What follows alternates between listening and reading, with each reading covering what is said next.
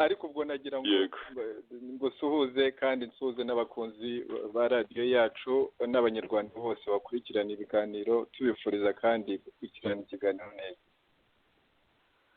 Urakoze cyane muvandimwe, urakoze cyane. Iki kiganiro tugiye gukora ntabwo ari ukugira ngo gusa tunenga abantu twishimire ukumera nabi kw'abanyarwanda cyangwa kw'amashyirahamwe y'abanyarwanda.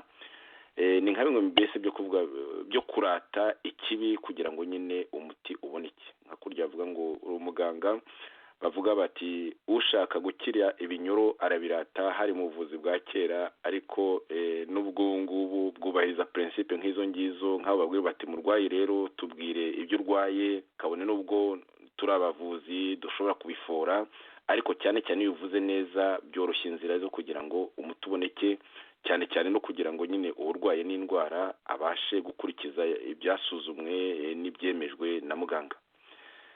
P5 rero muri opposition iri mu muhengeri ukomeye, ntiduhema kubivuga kuri ino radiyo yacu Ishakwe, ariko rero uwo muhengeri umuntu yavuga kuri no muri leta y'agatsiko, kimwe n'igitutu gikomeye cyane muri kino gihe kiri kuri FPRDMI ku byerekeye ku bibazo binyuranye, ibibazo by'ubukungu, ariko cyane cyane ibibazo byerekeye kubahiriza uburenganzira bw'ikiremwamuntu. Gusa rero turwanya iriya leta y'agatsiko, ntabwo tuje kuyigira inama kuko yarenze hano, igomba kuvaho. Abaturaje ishinga mu by'ukuri ni abo turi kumwe ku rugamba bo muri opposition, barimo iyo P5 ndetse irimo ishyaka twashinze rya RNC, ihuriro nyarwanda RNC, ikabamo na FDI twakoranye igihe kinini ariko ikaba yacitsemo ibice, ikabamo PS imbera kuri yaje nyuma ariko nayo ikaba yaracitsemo ibice ejo bundi rwose, ndetse yaranavuye muri P5 ikaba itakiri muri P5.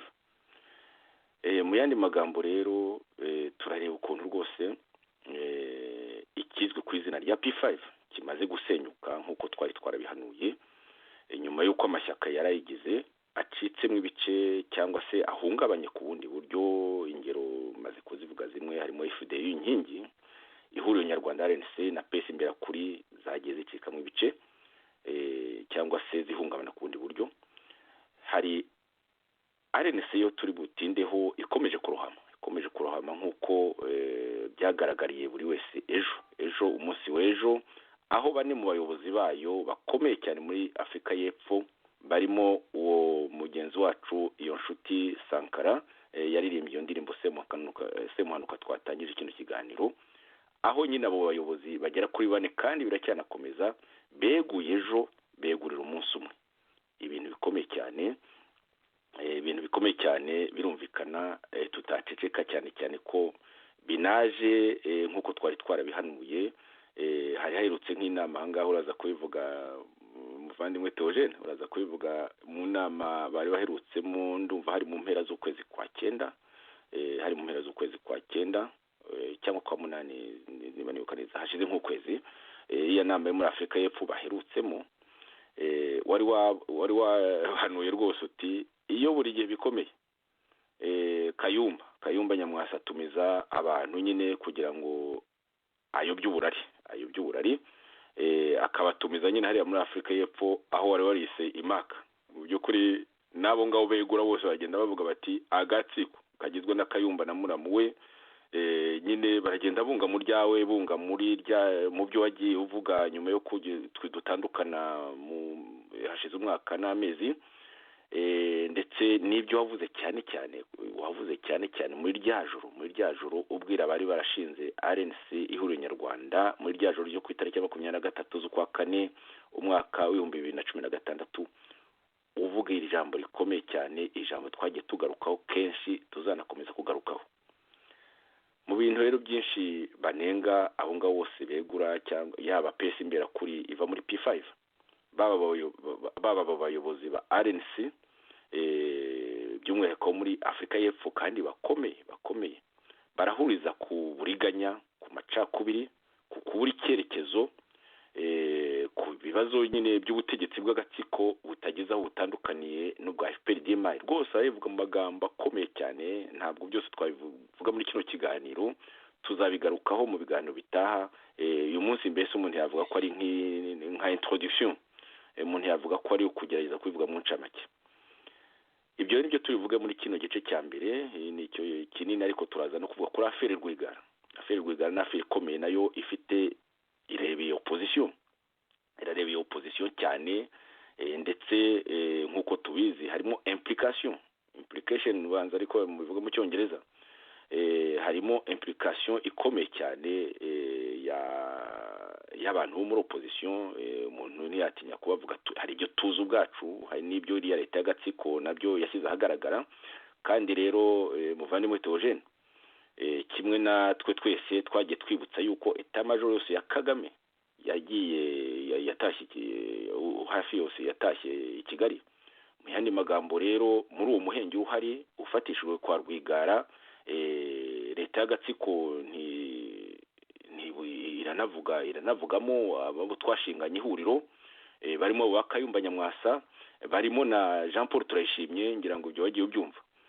Affaire Rwigara rero ni affaire ikomeye cyane kuri opposition, ni affaire ikomeye cyane opposition, ariko ni na affaire ijyanye n'ibintu umuntu yavuga ko ari ukuyoba, ubuyobe bwa bamwe muri twebwe bwanatumye dutandukana. Barimo ayo mazina, ariko sinabo bonyine, barimo kagatsiko k'abasirikare benshi birenze ibyo ngibyo, ariko barimo by'umwihariko Kayumba Nyamwasa, kuko baranamuvuga aho ngaho, na Jean Paul Turayishimye.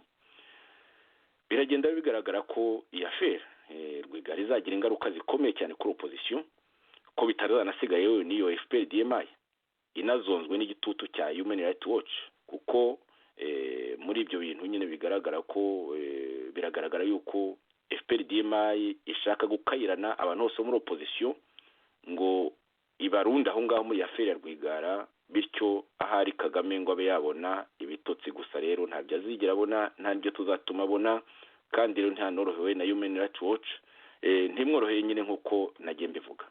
Nagira ngo rero muvandimwe Theogene ufate ijambo duhere kuri iyo P5 nyine ejo bundi yagize gutya.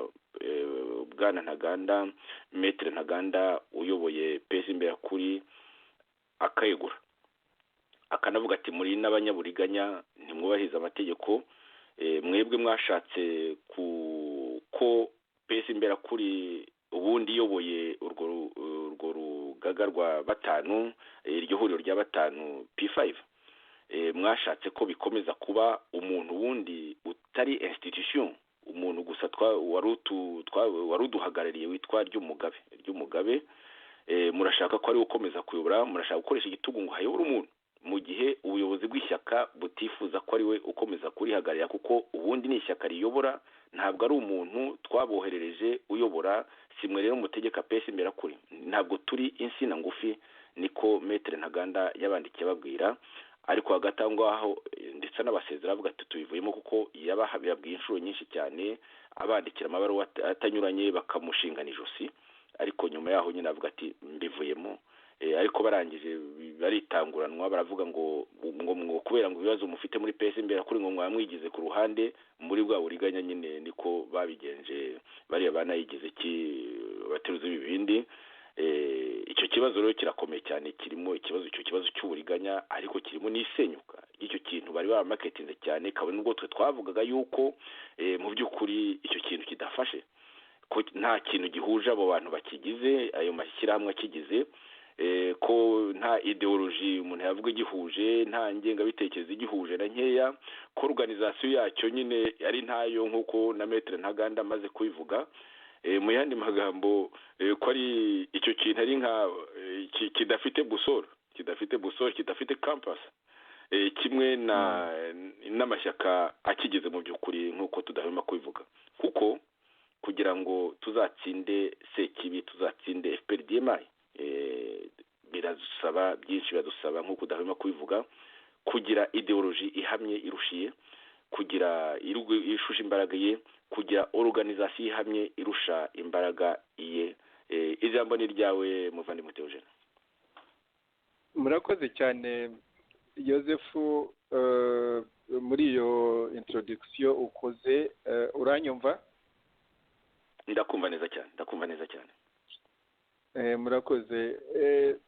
Mu by'ukuri iyo umuntu asesenguye nk'ukuntu udahwema n'ukuntu udahwema kuri iyi radiyo no mu biganiro tugenda dutanga kwerekana mbese aho u Rwanda rwacu rugeze, aho u Rwanda rugeze, uko politiki mu gihugu yifashe, uko hanze aha ngaha abanyarwanda bamerewe, tukagera no ku by'uko icyo twita opozisiyo yo tubamo natwe, cyane cyane tukasubira no muri biriya bintu by'ihuriro RNC twashinze tukavamo umwaka ushize.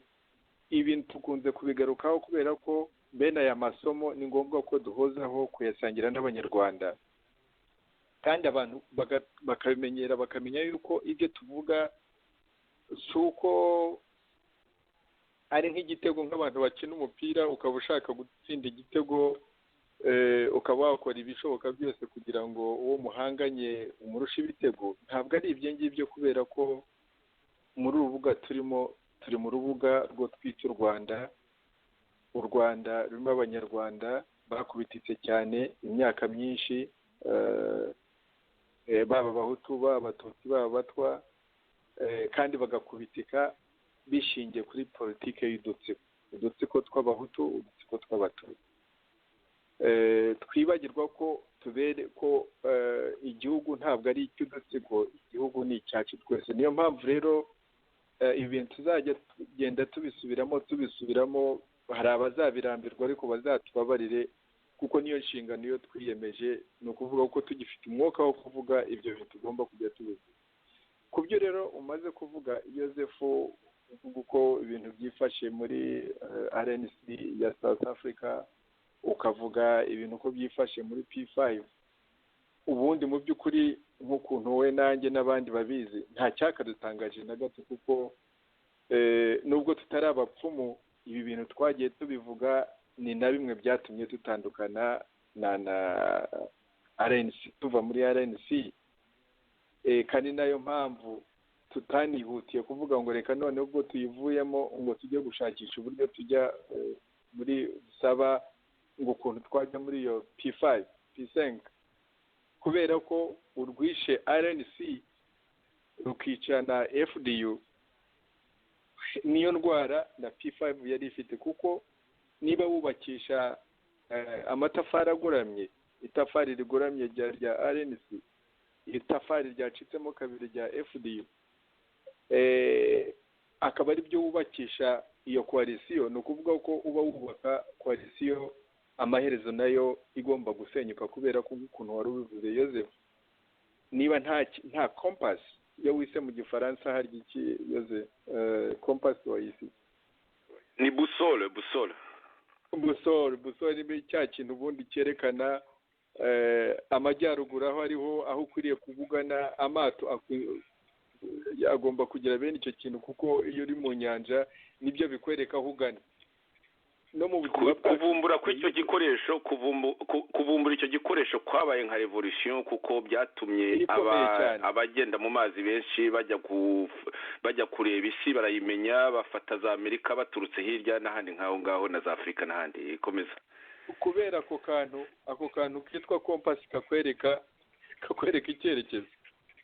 Urumva rero, yego RNC idafite icyerekezo, FDU idafite icyerekezo, kuyubakisha koalisiyo, kuyubakisha platform, iyo platform nayo mu by'ukuri nta cyerekezo bifite.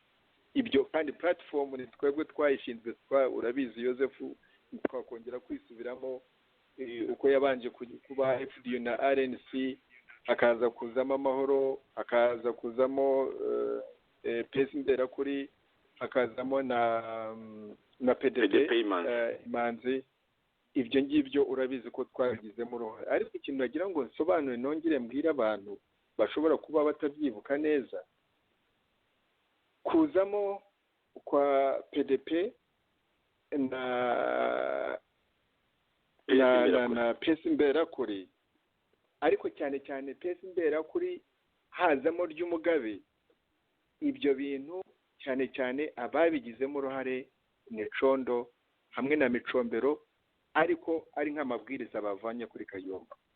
Ibyo urabizi wowe nanjye Joseph tubiziranye, ndabizi neza cyane, ariko icyo kintu nagira ngo nkivuge abantu bakimenye, cyo icyo kintu cyo kwigizayo uriya muvandimwe Bernard Ntaganda watotejwe na FPR DMI kugeza kuri aya magingo, akabifungirwa akabibabarira kugeza kuri aya magingo. Urumva kugira ngo bamwigizeyo kubera ko bifuzaga umwe muri abo bantu, kubera impamvu simbizi, wenda wandusha kuzimenya impamvu Joseph bakumva bakwiriye guhitamo ry'umugabe hejuru y'umuntu wa ry'umugabe. Ni MNDCDR, bimwe twita MNDCDR ryo kwa Condo nyine, ni urabona buri wese bagafite inyungu zo kuvuga ati tujye muri dufata abantu bazaba bacu mu by'ukuri. Urabona Condo ubwe nubwo twashinganye ihuriro nyarwanda ntaho yigeze yerekana gatoya uko yemeraga amahame y'ihuriro nyarwanda, yagumye muri MNDCDR nkuko tutabimye kubivuga nyuma yo gutandukana, nkuko tutanahwemaga kubivuga tukiri no mu nama y'abamambure fondateur, kimwe n'abari bagenzi b'abaturuzi b'ibindi twavuga tuti mwebwe mwagumye muri MNDCDR. Tujya tuvuga twagiye tunabiganira hagati yacu, by'umwihariko nagiye mbibabwira rero nimbona turi hamwe ariko tutari hamwe. Mu yandi magambo, bamwe bacyari FPR DMI, abandi bacyari MNDCDR. Muribuka ko ibyo bintu nagiye mbivuga. Ry'umugabo rero tumugarutseho ni MNDCDR ikomeza, ntabwo twe turya indimi rwose iyo tuvuga ikintu tuvuga ku bintu biri kuko urumva kuvuga ngo hagati ngo ya Bernard Ntaganda umukuru w'ishyaka, ubu se umukuru wa RNC cyangwa se umukuru wa FDU akominitse akavuga ati kanaka niwe dushaka ko duhagararira, ubwo icyo gihe ubwo P5 cyangwa se P5 uko bahita kose yavuga ngo reka tubanze ngo kubera ko mufite ibibazo muri RNC isa niyo idafite ibibazo, FDU se niyo idafite ibibazo. Kuba icyo ni ikintu cyerekana ibintu bibiri, ibyo nagira ngo nshimangire Joseph. Icya mbere ni uko ibyasigaye byitwa P5 P5 ari ikintu cyasigaye mbese Kayumba yashaka gukoresha nk'igikoresho cye, nka kuriya mbese Kagame mu Rwanda amashyaka yose agira atya agateranira hamwe akavuga ko umukandida wayo ari umwe gusa kandi ari Paul Kagame. Iyo bagiye mu matora, urabyibuka mu Rwanda iriya coalition y'amashyaka ko ariko imeze, ivuga ngo yahisemo ko umuntu ni FPR bahisemo, ni FPR DMI bahisemo muri yose. Urabyumva, ni FPR DMI bahisemo. No muri opposition rero icyo kintu nicyo Kayumba ashaka kuvuga ngo hariho coalition, hari abo bantu batanu, izo organizations uko ari 5, ibisigarizwa byayo yacitsemo kabiri n'andi, bakavuga yuko noneho ubwo bagomba kuzayoboka Kayumba. Urumva icyo bapfa na Bernard Ntaganda ni iki? Nuko Bernard Ntaganda muri bike muziho, kuko ntabwo nigeze ngira interaction nawe, sinigeze nkorana nawe, ariko iyo ukurikiranye ukareba politike ye n'ukuntu yifashe muri ibi bintu byose, ni umuntu ufite ubwigenge mu bitekerezo, akagira n'ubwigenge mu bikorwa bye, umuntu wiyemeza, akagira determination, yavuga ati nayipfira no kwipfira, nayifungirwa, nayibabaza. Urumva ntabwo ari umuntu akomoka muri PSD, akomoka muri PSD, ndagira ngo nkunganire, akomoka muri PSD kandi yavuye muri PSD yitandukanye nayo kubera ko yabohojwe na FPR DMI nyine. Komeza.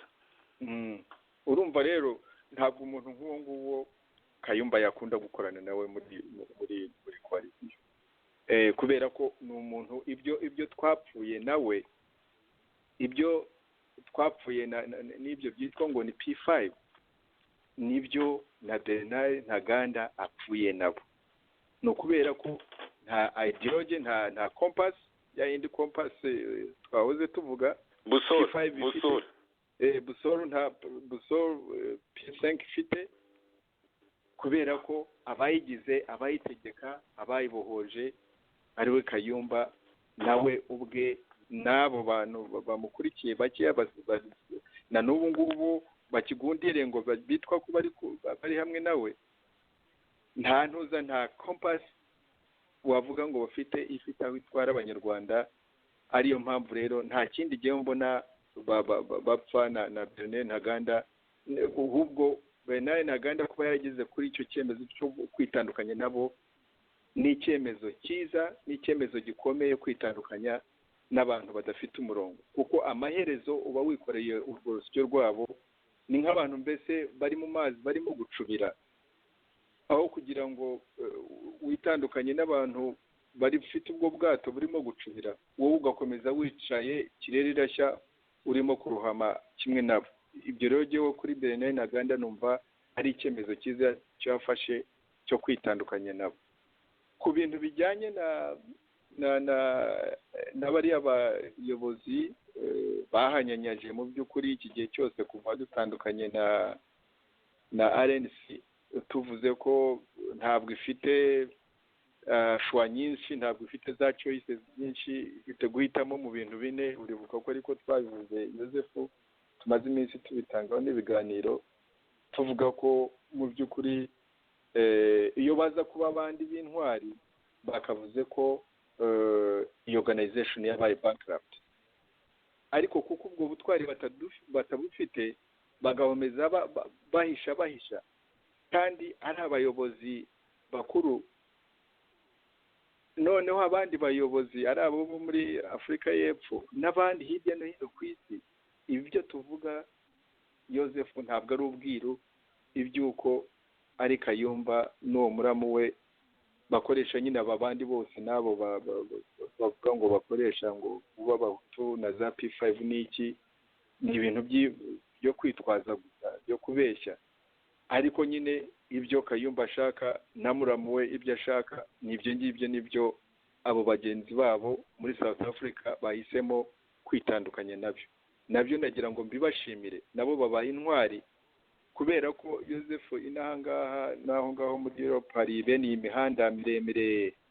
Uba ufite urugendo nk'inahangaha iyo ugiye New York kuva Washington aba ari kilometero 500, rimwe na rimwe uragenda ukaza kwibeshya ko wataye inzira, uhita utangira gushaka icyo bita exit.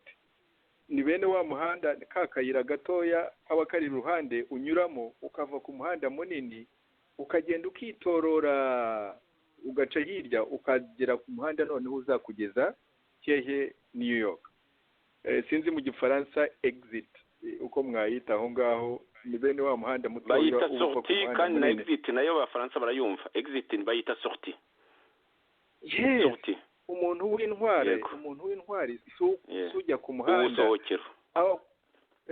aho kuba ujya niyo ukajya mu muhanda ugutwara ahandi ukavuga ngo jyewe ndi intwari cyane rwose kuko ndi igihinza, ntabwo ndi umuntu ufite ibitekerezo bikomeye, sinjya mva ku izima, ugakomeza kuri uwo muhanda ugutwara ahandi. Intwari nivuga uti nibeshye nayobye reka mfate exit. Abo babana abo ndabita abana kuko baracyari batoya, baracyafite ubuzima burebure imbere yabo. Twakabaye tubagira n'inama kugira ngo ibyo biyemeje kujya muri uru rugamba bazarugumemo, kuko ejo bundi nibo bazaba baruyoboye, kandi n'ubu mu byo bakora byinshi barugizemo uruhare kuva n'ibi bikorwa tubitangiye. Kuba bageze ahantu nabo bakavuga bati reka dufate sortie, reka dufate exit, nagira ngo nabyo mbibashimire, kubera ko ni nk'uko amanywa akurikirana nijoro. Ibyo twavuze kuri RNC byose bizasohora kandi bizarangira, ngira ngo ari Kayumba n'uwo muramu we n'abo bacondo ari basigaye ku kibuga bonyine, abandi bayobozi bagenzi babo barabataye n'abayoboke babo barabataye. Nibyo naba ntangireho kuvuga Joseph.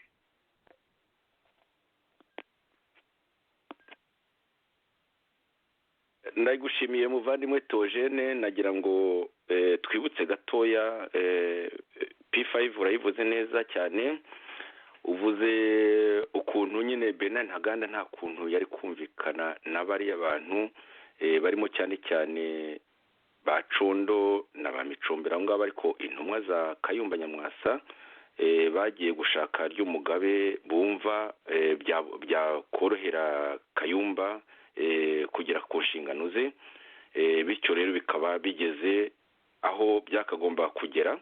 Ariko nagira ngo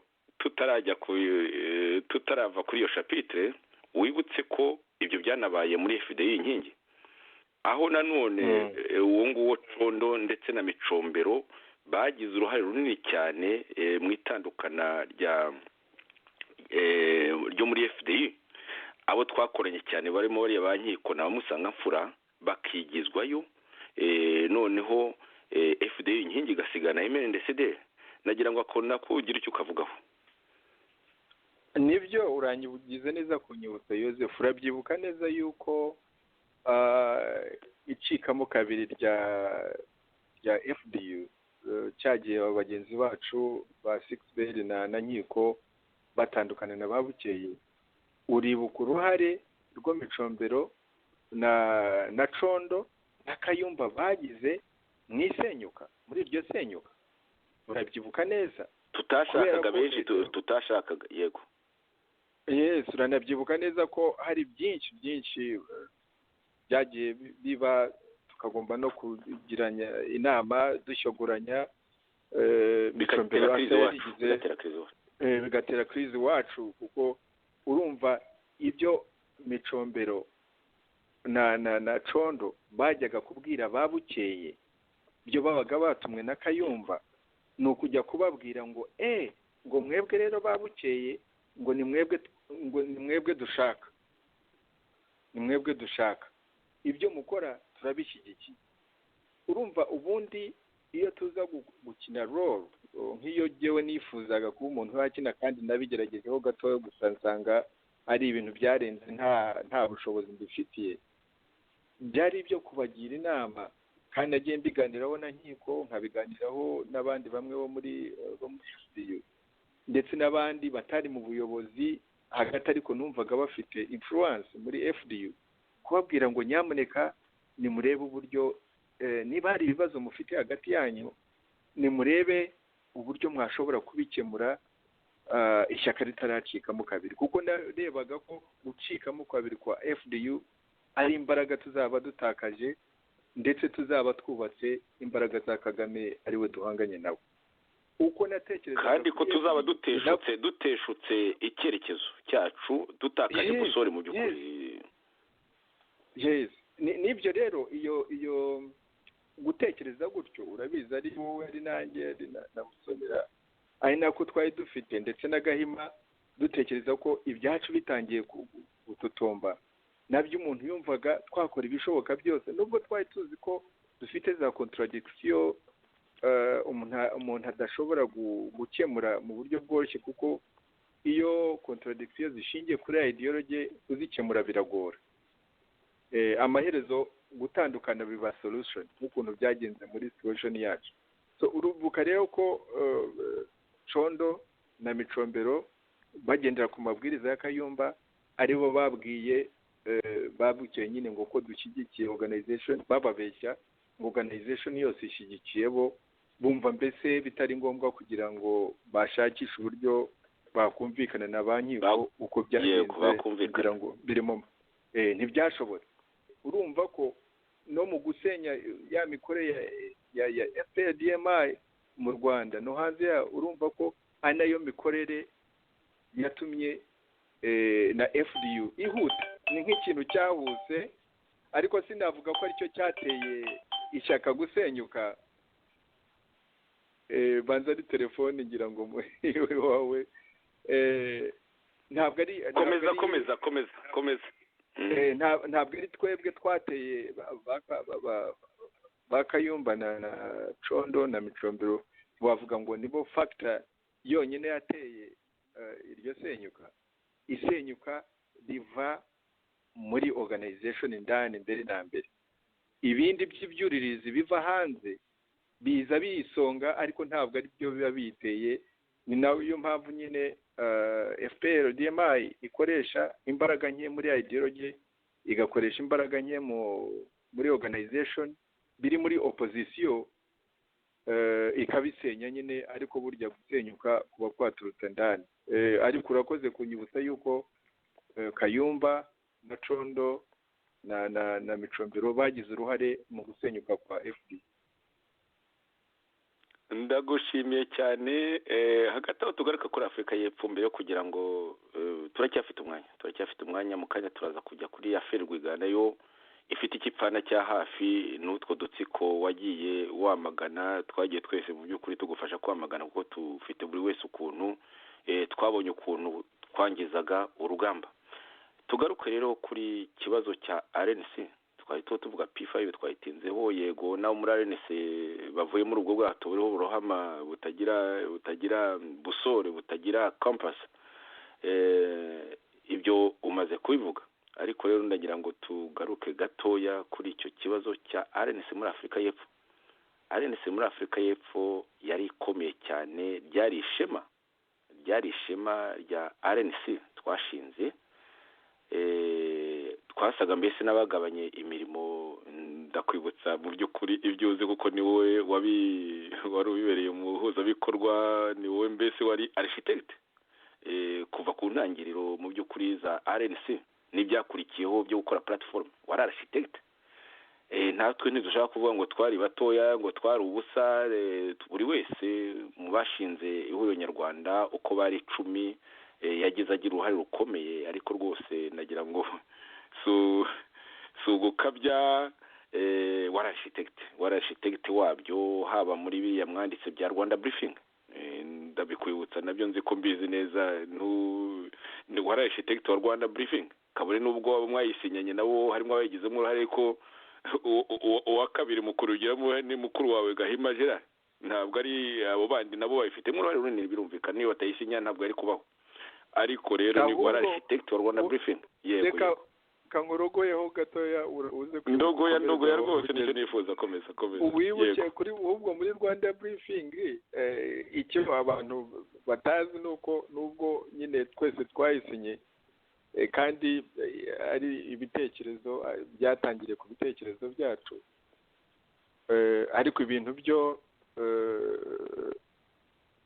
nagizeho jyewe uko ubwanjye nagizeho resistance cyane kuko atabishakaga. Ahantu ho twavuze mu nyandiko Rwanda Briefing ko hari deliberate and systematic marginalization y'Abahutu. Reka bivuye mu Gifaransa, marginalisation délibérée et systématique ku Bahutu. Yes, icyo kintu twagipfuye na Kayumba ashaka ko kivamo, ndabyanga ku buryo na ntuza na document umwanya yasohokeyeho so yagomba gusohokeraho ko bashaka ngo dukomeze tubiganireho, ariko numvaga ko icyo kintu kivanyemo document nubwo ari amagambo makeya, ariko ni amagambo yerekanaga akomesha nuko imeze mu Rwanda. Ibindi byo wakubakiraho ushatse guhisha icyo ngicyo aba ari nk'ibyo ngibyo nyine bavuga kuvuga ngo nta busore uba ufite. None se ubupfa iki na Kagame noneho? Kuko icyo ngicyo ni kimwe mu bintu byo mukwiriye kuba mupfa. Icyo rero marginalization y'Abahutu ntabwo Kayumba yagishakaga. Ariko byaranakomeje no ku kibazo cy'indege. Ibindi naho ngaho nagira ngo ako kantu, yego, ni akantu nagira ngo mvuge abantu bamenye neza yuko ibyo bintu byatangiye icyo gihe byakomeje no mu bindi n'ibyo by'indege n'ibindi, ariko ukomereza aho ngaho wari ugeze utangiye kudevelopa. Ibi nerekana yuko nyine ibyo twagiye tunenga tunabikatuma tunatandukana tuvuga yuko twakoranye n'abantu batari abaprogressiste, bamwe bafite inzozi mbi cyane zo kuzagarura MNDCD, ariko bari weak mu by'ukuri. Ariko hari n'abandi bavuga ko FPRDM igomba gukomeza hagasimburwa gusa Kagame, bityo hakajyaho nka Kayumba agakomeza FPRDM rwose. Niko batekerezaga ariko bakinatekereza, ni nako n'abangaba ariho begora muri Afurika y'Epfo mu by'ukuri bavuga. Ndaza kugaruka ku magambo bamwe mu beguye bakoresheje. Hagati aho ngaho nagira ngo tumaze kuvuga kuri icyo kibazo cya Rwanda Briefing, ayo magambo akomeye cyane ya marginalisation ikomeye ku bahutu, Kayumba atashaka ko ijyamo mukabirwanira. Ariko rero si ibyo byonyine mwapfuye, wafashe n'iya mbere, ibyo wari uzi byose bitangana n'ibya Kayumba ku ndege, uragenda wibwira Abafaransa n'abandi. Ariko Kayumba mu bushake bwe bwari kugira ngo nyine abikoreshe nka chantage, nka blackmail kuri Kagame, ajya atanga duke duke, ariko amaherezo bizabe mbese nk'abiya Kagame yohereje bariya ba Rosa Kabuye, dossier gapfa. Uzi ko dossier ya Espagne Kayumba atifuzaga ko yatera imbere, biranabaje ko harimo abantu muri opposition by'umwihariko muri FDU babimufashijemo. Dossier rero y'indege, wowe waragiye ufata iya mbere, ujya kureba Abafaransa ubabwira ibyuzi, ariko utahagazeho nk'uko Kayumba yari mu babikora. Byarakaje na Kayumba. Nagira ngo icyo kintu ugira icyo kivugaho, kuko wagiye ukikomozaho yose. Ahubwo ni intambara nk'izo ngizo wenda amaherezo mwaje kubyumva, ariko ni intambara nabaga ndwana. Twaje kubyumva dutinze natwe. Yego. Kubera ko ndagira n'icyo mvuga kuri nyakwigendera Patrick, kuko mpora mbitekerezaho kuri nyakwigendera Patrick, kuko iyo naganiraga na Patrick nkaganira na Kayumba, Gahima we twabivuganagaho buri gihe kuko turanaturanye ahangaha. Ariko cyane cyane kuri Kayumba no kuri Patrick, buri gihe najyaga baha encouragement ngo bazagire igihe cyo kuvuga ibyo bazi kuri Kagame, kubera ko nanababwiraga ikindi gihe ntabwo ari nko kubacira urupfu cyangwa se kwicira urupfu, nanjye ntabwo naba niretse. Nababwiraga ntabwo tuzi igihe tuzamara kuri iyi, duhanganye n'umuntu w'umubisha ukora amanywa nijoro, ukoresha resources zose zafite kugira ngo tuve ku isi.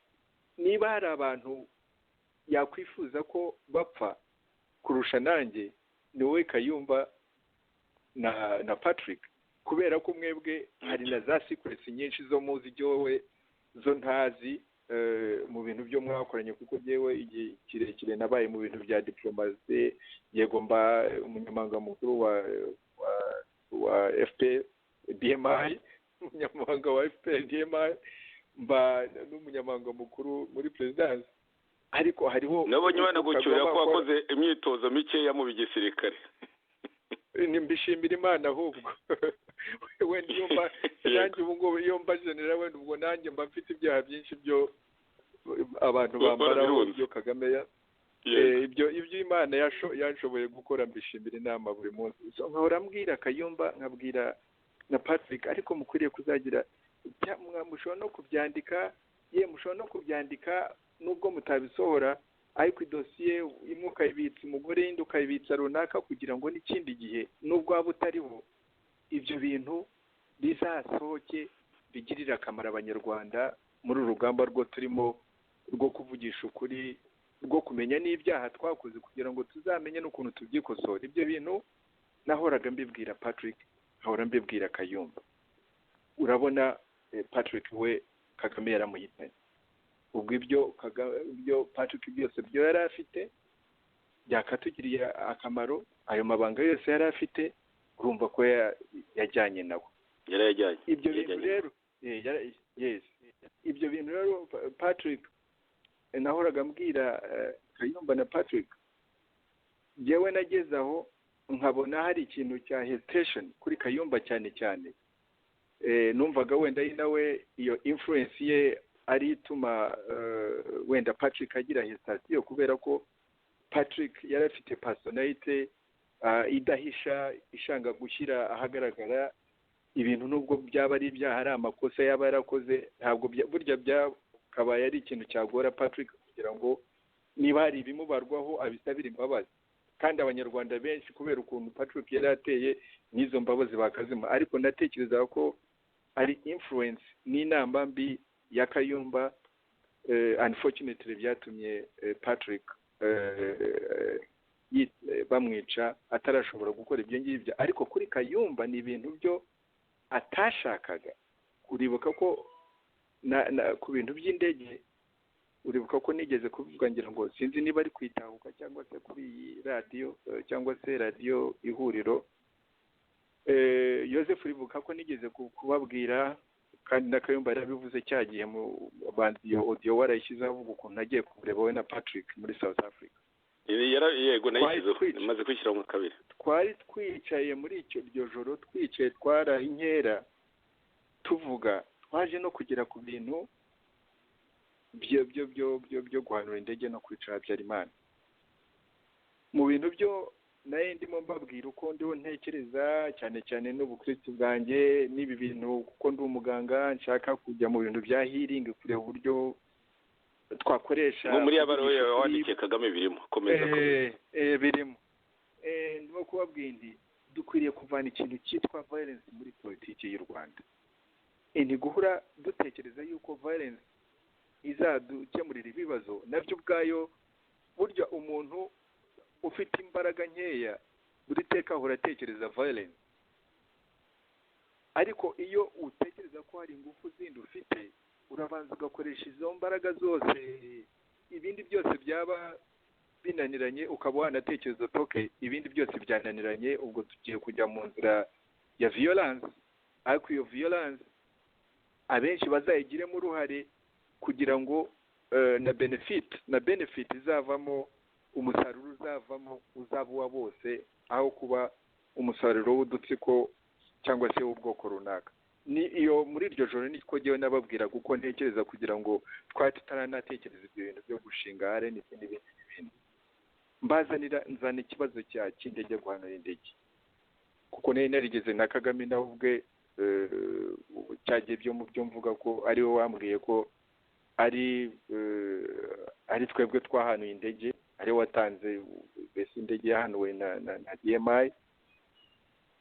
Ndimo kubwira Kagame ubwira, ariko njya nibaza nk'umuntu utekereza gusa, umuntu akumva uko utekereza, njya nibaza niba icyo gikorwa buriya kitari intafande niko twamwitaga, ni burya ntabwo cyexposinze abatutsi cyane kandi tudafite ubushobozi bwo kubarengera. Mvuga abatutsi bari mu Rwanda, bariya nyine bo bishwe muri jenoside.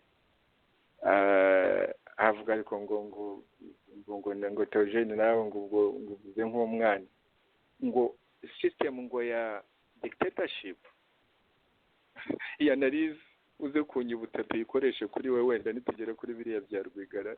Aravuga ngo none se ngo iyo dictatorship ifite umuntu umwe ku gasongero, ngo iyo ishingiye kuri uwo muntu, ngo uwo muntu iyo agiye ngo system yose ngo irasenyuka. Ati kandi urabona ko ariko byagenze. Ati urabona se ko Kinani atagiye, ati emerende na leta y'abahutu igasenyuka. So ariko arimo kubirationalizinga mbese. Noneho bibwiye Kayumba na Patrick, Kayumba aravuga ngo ariko ngo nawe ngo mbese wumva ntacyo bimubwiye, nka kwa kundi Kagame yavuze ngo I don't give a damn, ntacyo bimbwiye. Nawe aravuga ngo ariko ngo Habyarimana ngo nawe iyo adutanga ngo yari kutwica, ntabwo twakomeje icyo kiganiro. Nahise numva ko nta hantu mbese uhuriye n'umuntu, hari igihe ubona ko nta hantu uhuriye n'umuntu no gukomeza ikiganiro bigasa nk'aho urimo kwangiza umwanya. Aho agereye akagenda n'abadamu we bagasohoka mu ijoro bakagenda, naje no kubisubiramo na Patrick amusore kuvuga cyane iyo uvuze ikintu waganiye n'umuntu utakiriho abatari. Ni ibintu bikomeye ni za témoignage zikomeye. Ariko Patrick tukemeranya ati nanjye ariko buriya bya Kayumba nanjye ko byanshobeye kubera ko yewe nanabivugaga muri context yo kuvuga ngo icyo nongeyeho gusa ntitwakomeje. Ndavuze nti ku mu yandi magambo kabone nubwo Kagame yari yamumenesheje yari agishyigikira icyo gikorwa bakoze cyamarishije abatutsi. Inkundire yuko ahubwo nkubwira akantu sinzi niba ukazi, hari umwamikazi Gicanda, umugore wa Rudahigwa, umwamikazi Gicanda mu by'ukuri wari nk'umutagatifu twakundaga twese, nkanjye wabaye Butare ndamuzi cyane, n'umuntu twabonaga ukamubona yari umuntu ufite rwose igikundiro, umukecuru ubona.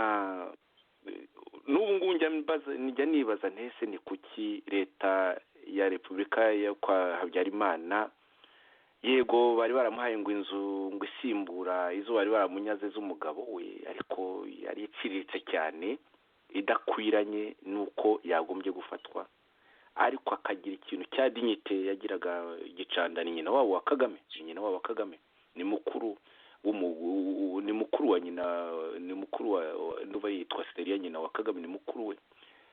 Uwo Gicanda intambara ijya gutera yari ariho yivuriza mu Bubiligi, ndumva yari kwa mushiki wa Kagame, baramwuhura azi Butare, kandi rero bazi ko bazatera. N'umunsi bamaze gutera, kuko i Butare hafashwe rwose hatangiye ku itariki ya 19 z'ukwa kane, bagize igihe gihagije cyo kuba Gicanda bamukura mu menyo y'abicanyi ba MRND-CDR. Nibo bamwisha abantu bo muri MRND-CDR, kuko baragiye baramwica, bakoze ishyano nk'irindi shyano ryose bakoze. Ariko Kagame nawe yaramutanze, nyina wabo Gicanda, aha rwose ndabihamya. Ni ibintu urumva ko ibyo bintu uruvuga by'abatutsi ntasa abatutsi gusa, na nyina wabo Gicanda. Nagira ngo nguhe ijambo, wenda hari icyo ubiziho kindi wabwira abari bato. Oya, kuri ibyo ibyo ntacyo mbiziho rwose, ntacyo mbiziho. Niko bimeze nari nka yego. Gusa ntuza icyo nabwiye Kayumba na Patrick, nababwiye ntariko uko kuboko iyo buri gihe utekereza violence no kwikiza enemies, urabona uku kuboko kwishe Habyarimana ni nako kuduhiga. Uko navuga ubu ngubu uku kuboko kwa Kagame, kwa DMI kwishe Habyarimana ni nako kuboko kurimo kuduhiga. Urumva nabaye nk'umupfumu, urumva ubwo nari ndiyongera ngo South Africa mu kwezi kwa kabiri, mu kwezi kwa gatandatu nibwo bagerageje kwica Kayumba, bagerageje no kwica Patrick.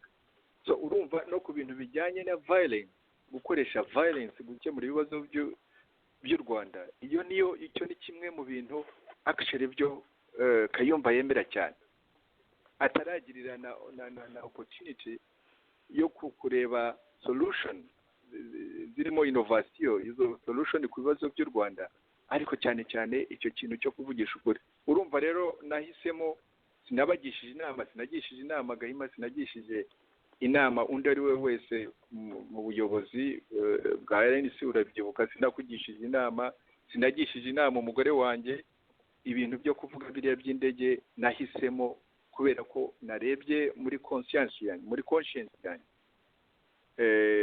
mu bumuntu bwanjye, numva icyo kintu ntakwiriye kuzagipfana, cyane cyane niba gishingiye ku kuri kandi ari ikintu cyazanafasha muri iyo nzira y'ubwiyunge mu Banyarwanda na healing mu Banyarwanda. Ariko urumva hagati aho Kayumba yagiye inyuma, kandi abajya kubwira bamwe bari muri organization yacu, abandi bari hanze yayo, arimo kubabwira ngo ariko ngo nka buriya ngo Gasingwa ngo yabivugiye iki, ngo umuntu ngo wabanye n'undi ngo kuki, ngo nuko namutumyeho uzamubwire yuko ibyo ari buri muntu yirengereye ibye, afite ibyo yirengereye, nanjye nirengereye ibyanjye.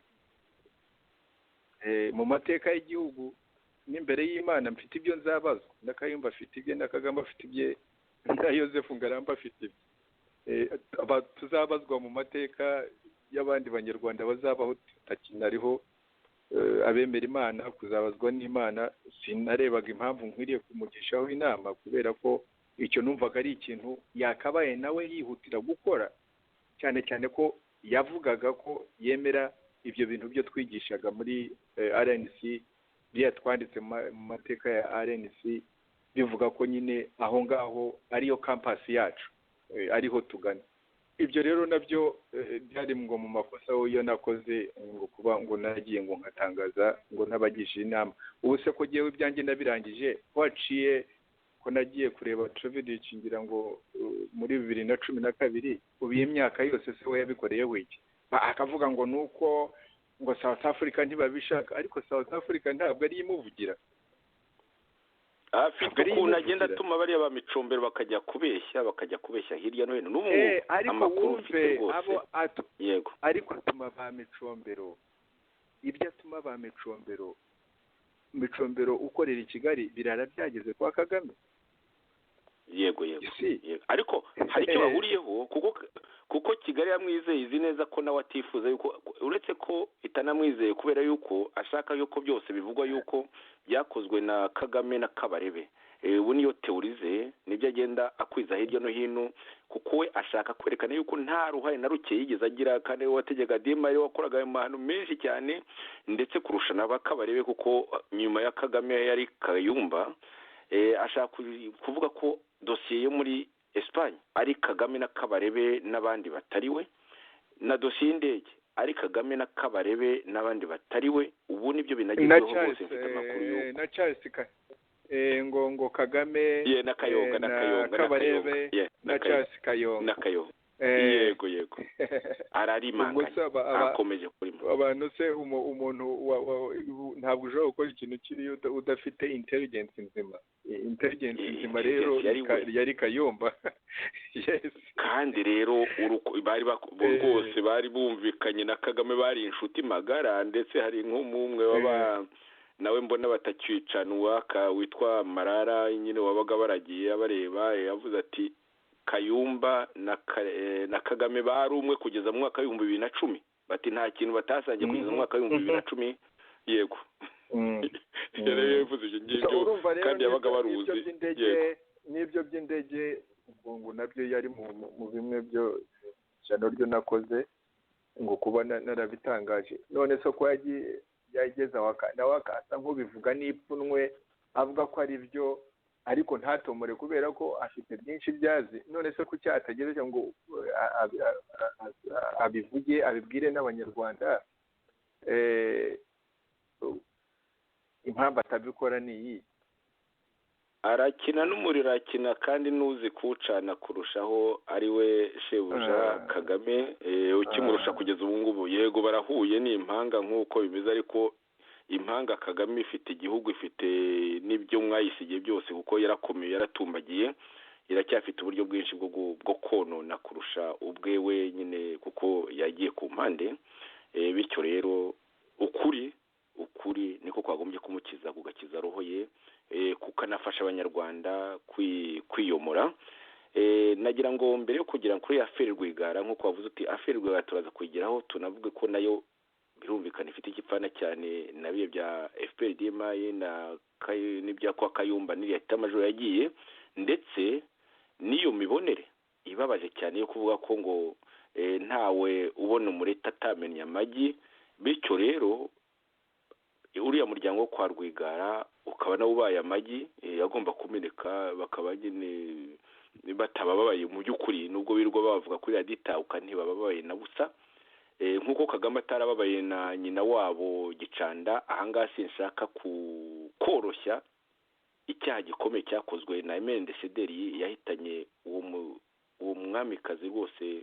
Njye nafata nk'umutagatifu, yari umubyeyi ufite igikundiro, ubona rwose utuje ufite urukundo. Njye nagize amahirwe yo kumubona kenshi cyane aho nigaga i Butare mu mashuri makuru no yisumbuye no mu mashuri ya universite, ndetse nkajya niwe kuko kimwe na nyina wa Kagame nawe rwose bari barakumanya umuco wo gucuruza amata, ukajyayo bakakwakira akakwegera rwose ukabura icyo umubwira. Nanjye niyo okaziyo nagiye kuko byari ibintu benshi bakoze, nanjye nagiyeyo, ariko ukagira isoni ukabura icyo umubwira, ukabona ari umudamu umubyeyi ufite urukundo, ufite urugwiro, ushaka kugira icyo yakubwira, ariko uri umwana kandi uzi ko ari umwamikazi.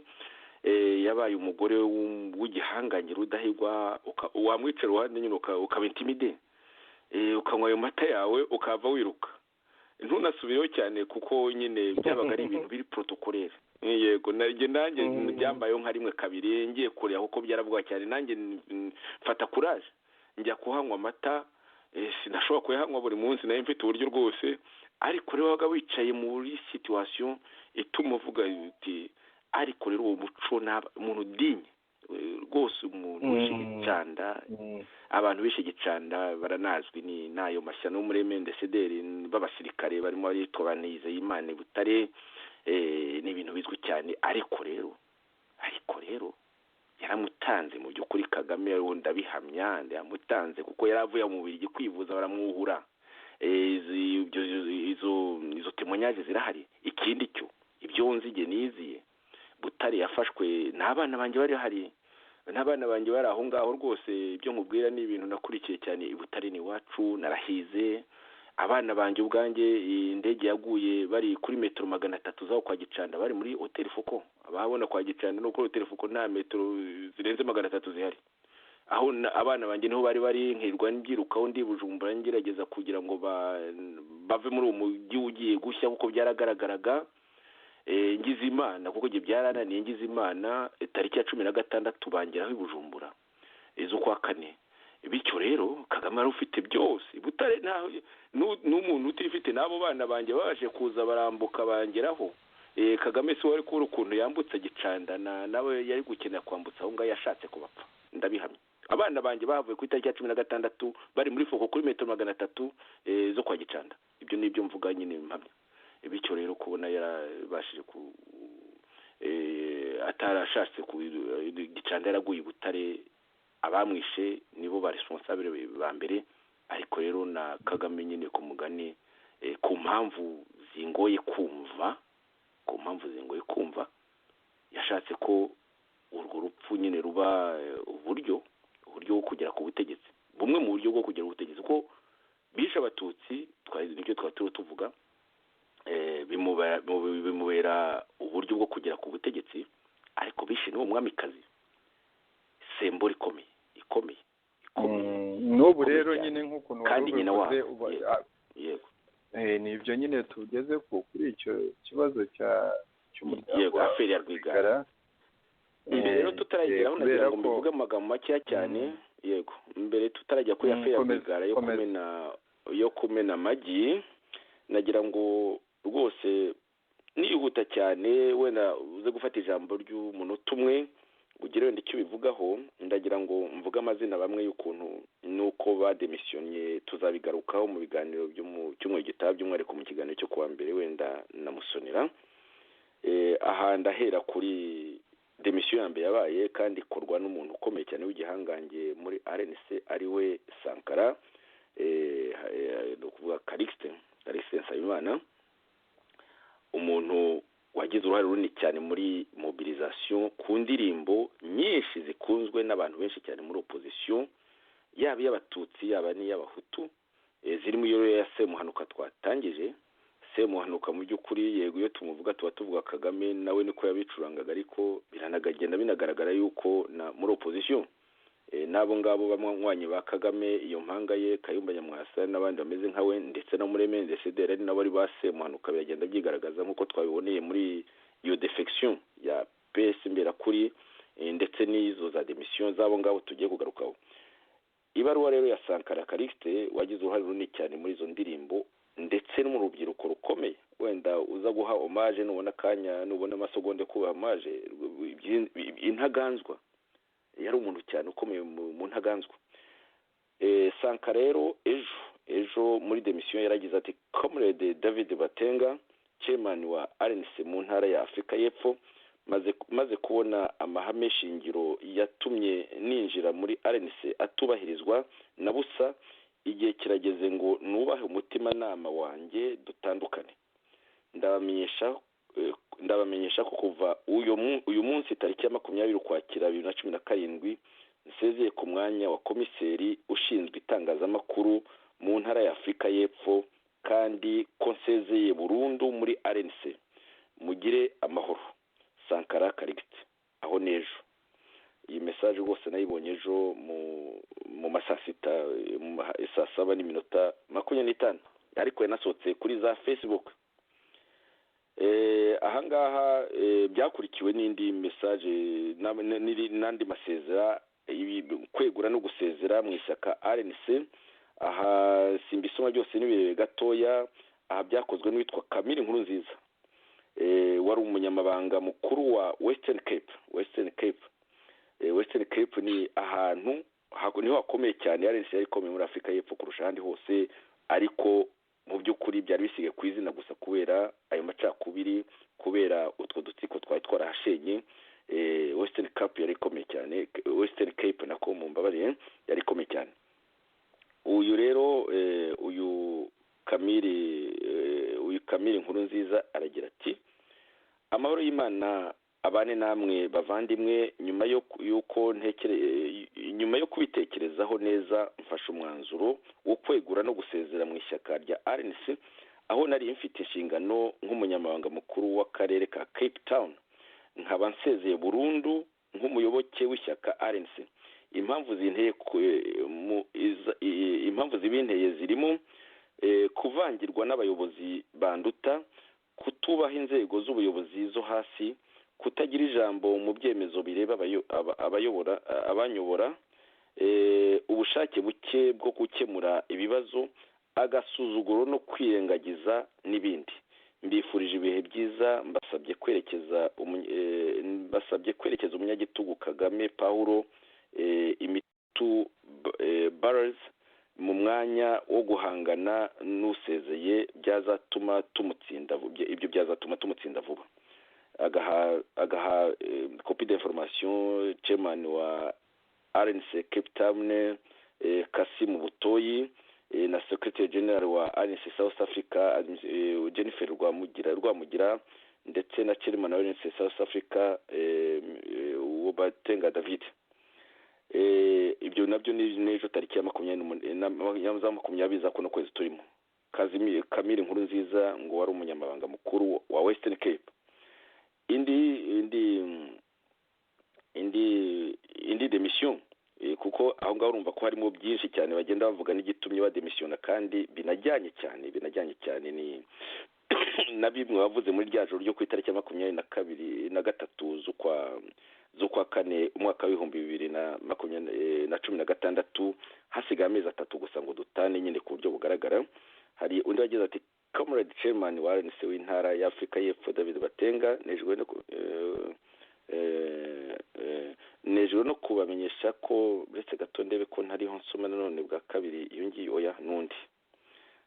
Nejejwe no kubamenyesha ko nsezeye ku mwanya w'ubukangurambaga mu ihuriro RNC mu karere ka Western Cape Town, bitewe no kubona ko urugamba twiyemeje rwo gukura AFPR ku butegetsi mbona rugenda ruhindura isura cyangwa guhindura umurongo uko bwije nuko bukeye. Icyambere kurwa AFPR y'umunyagitugu Kagame, noneho ugasanga ahubwo RNC igitugu cyo kiranga mu mwanya nyine wo kurwanya igitugu cya AFPR, ugasanga ahubwo RNC igitugu cyo kiranga. Kurwanya karengane ugasanga RNC nibyo biyitatse. Kurwanya karengane mu byo nyine ayinenga, kurwanya karengane ugasanga RNC nibyo biyitatse. Guharanira demokrasi ugasanga RNC barayirwanya. Kuvogera inzego, uburyarya bwinshi, kuryanisha abayobozi ndetse n'abayoboke, kutumvwa, kwirengagizwa, ntibitabweho, kandi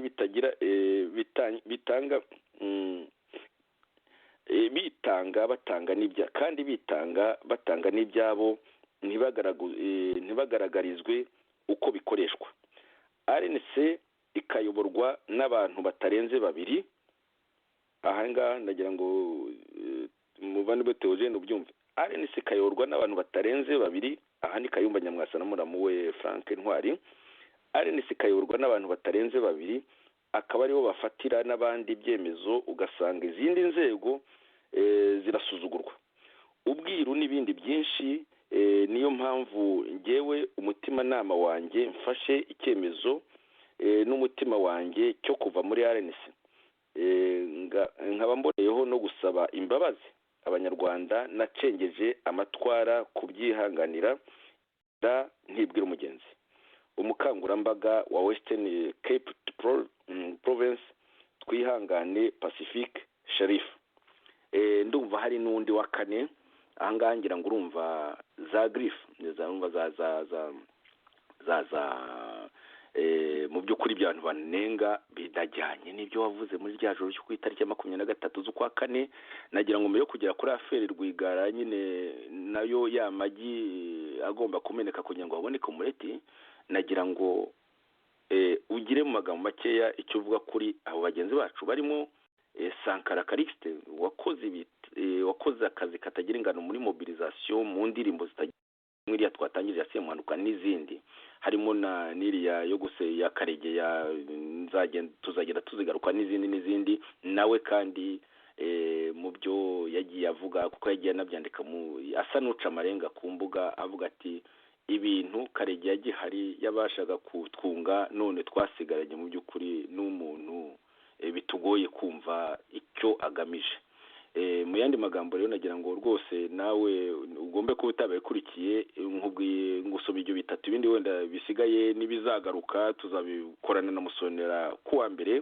Nagira ngo ugire icyo bivugaho wongere nanone wihanganishe abo bagenzi bacu twakoranye urugendo runini cyane mu matwara yo kumvikanisha amatwara y'ibyo twemeraga, ariko wumvise ko harimo n'uvuga ati mbasabye imbabazi kuko nabacengejemo amatwara mu by'ukuri bigaragara yuko abangaba aka gatsiko kagizwe n'abantu babiri katari gafite nkaba rero narabacengejemo nyemera bayemere ariko nkambonye yuko nibeshye, bityo ndabasaba imbabazi. Ijambo ni ryawe muvandimwe Theogene.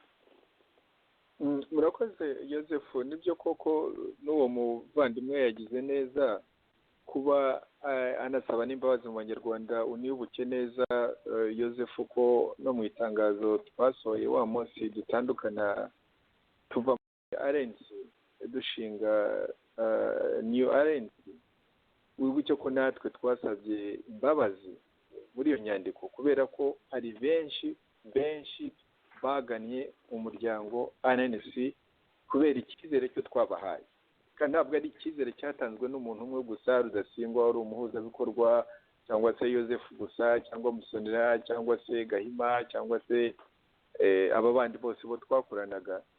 Hari igihe nyine twabishyizemo ingufu dutanga isura y'u Rwanda rushya kubera ko abantu hari byinshi byo twavuze bari bafitiye inyota byo kumva, tukabaha mbese icyo cyizere. Urumva rero kuri Rwanda briefing y'u Rwanda yekomeza noneho bakajya bakabona kandi urumva kuko batwutse nabi bakayumva na bacondo abariya nyine bandi n'ubu ngubu bagitsimbare kuvuga ngo hari ikintu cyitwa ANC ngo bayoboye kandi ari icyuka gusa.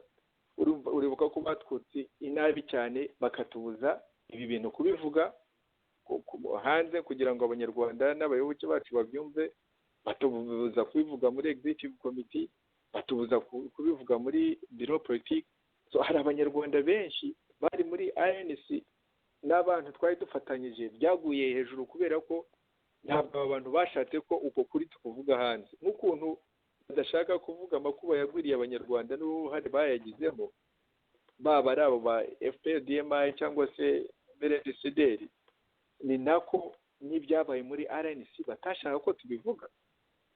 Bityo nyine abantu barabyutse basanga nyine ibyo bintu byabaye. Urumva rero kandi uribuka ko twafashe n'icyemezo yewe nawe na Musone n'abandi bake twari dufatanyije aho tubiviriyemo ko tutazagenda tujya guhamagara umuyobozi runaka ngo tumureshye ngo tumubwire ngo va muri ibyo bintu bya RNC. Oya, twebwe ahubwo twiyemeje ngo reka dufate igihe cy'umwaka dusobanure amaherezo ibi bintu bizagaragara, kuko umunyarwanda wavuze muri wa mugani ngo ukuri guca mu ziko ntigushya. Yari umunyabwenge cyane, yari umufilosofu ukomeye cyane. Icyo kikwereka ko no kujya muri aya mashuri iyo twagiye tunyuramo umuntu ashobora kuba ataranayanyuzemo ariko afite ubwenge koko buhambaye. Umuntu wavuze icyo yavuze ikintu gikomeye, kuko urabona ibi bintu ntabwo bitwaye dutandukanye nabo hashize umwaka n'amezi makeya, ariko urabona ko abantu bakiri batoya ba Sankara n'abandi bari abayobozi kandi bagize uruhare rukomeye cyane twanishimiraga. Bimwe mu byo bakoze wabivuze, ibindi ni byinshi byo bashoboye gukora. ari ishema ryacu rwose, ari ishema rya RNC. Ariko urabona bageze igihe cy'umwaka n'amezi makeya babona ko abo bantu ari abantu bababeshya. Ni bya bindi navugaga, muri iyo nzira bashoboye kumenya bati aba bantu ntabwo badutwara aho twagombaga kujya, reka dushakishe solution. Nubwo byitwa ngo twataye igihe, ariko burya nta gihe kijya gitakara, kuko ni bibi iyo uri umunyabwenge ushakisha uburyo bivanamo amasomo agufasha mu nzira n'urugendo rw'uburimo. Nagira ngo rero abo bantu mbashimire ko bitwaye igihe, ariko ko noneho bafashe decision yo kuva mu bwato burimo gucubira, kuko byanze bikunze ubwo bwato buzacubira complete, buhitane yewe n'abo ngabo bitwa ngo ni ibisonga muri ubwo bwato bazarohama muri ubwo bwato. Kuba rero basankara na bagenzi babo bitandukanyije n'ikibi, yewe ni ikintu cyo nabashimira.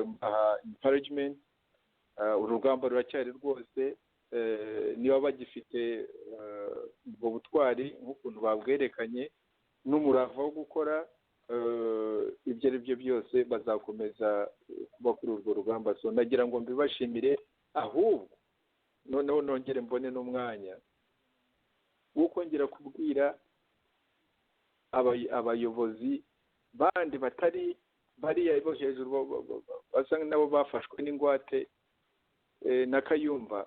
Ndavuga bariya bo hejuru nyine, barimo ba Condo, abo bo sinzi niba bazigira kwigobotora ibyo bintu kuko babigizemo uruhare kubishinga ibyo bintu by'ikinyoma gishingire ku ruhande rumwe, ideology ya FPR DMI, ibindi MRND sinzi ko bazigira babyigobotoramo. Ariko ku bandi bayobozi bose aho bari ku isi hose hirya no hino, haba hano muri Amerika, haba mu Burayi, haba muri Afurika, hirya no hino, abo bayobozi n'abayoboke bitwaga ngo bari muri RNC, nyamuneka turababuriye, ibyo bintu niba bivemo, kubera ingaruka zo kubigumamo zizafata ubuzima bwabo, zizafata imiryango yabo, kandi bitari ngombwa kubera ko bari mu bwato buriho burobamo. Ni icyo ngicyo navuga. Yego, ndagushimiye cyane muvandimwe Theogene. Mu by'ukuri ni suje zikomeye cyane, ariko aho mba nkuboneye mba ngomba kukubaza, ndetse nkakubaza n'utuntu twinshi cyane uri mu by'ukuri wenyine uzi, ariko nkagira ngo udusangize n'abakunzi ba radiyo Ishakwe. Tugeze rero ku musozo wa kino kiganiro, aho tugiye kuganira kuri Affaire Rwigara. Twayikomojeho Affaire Rwigara ifite igipfana cyane, niyo RNCDMA twari tuvuga ya Kayumba Nyamwasa n'agatsiko, twanagiye tunavugaho kenshi. Ya Affaire Rwigara ifite mu by'ukuri amashusho menshi, icyo bita za facette mu gifaransa, mu cyongereza simbizi. Umuntu yavuga ko ifite so nyinshi, impande nyinshi. Hari ikintu bavuga ngo ni impande enye, impande eshanu, impande sinzi ko zingahe za cube, ibintu nk'ibyo ngibyo.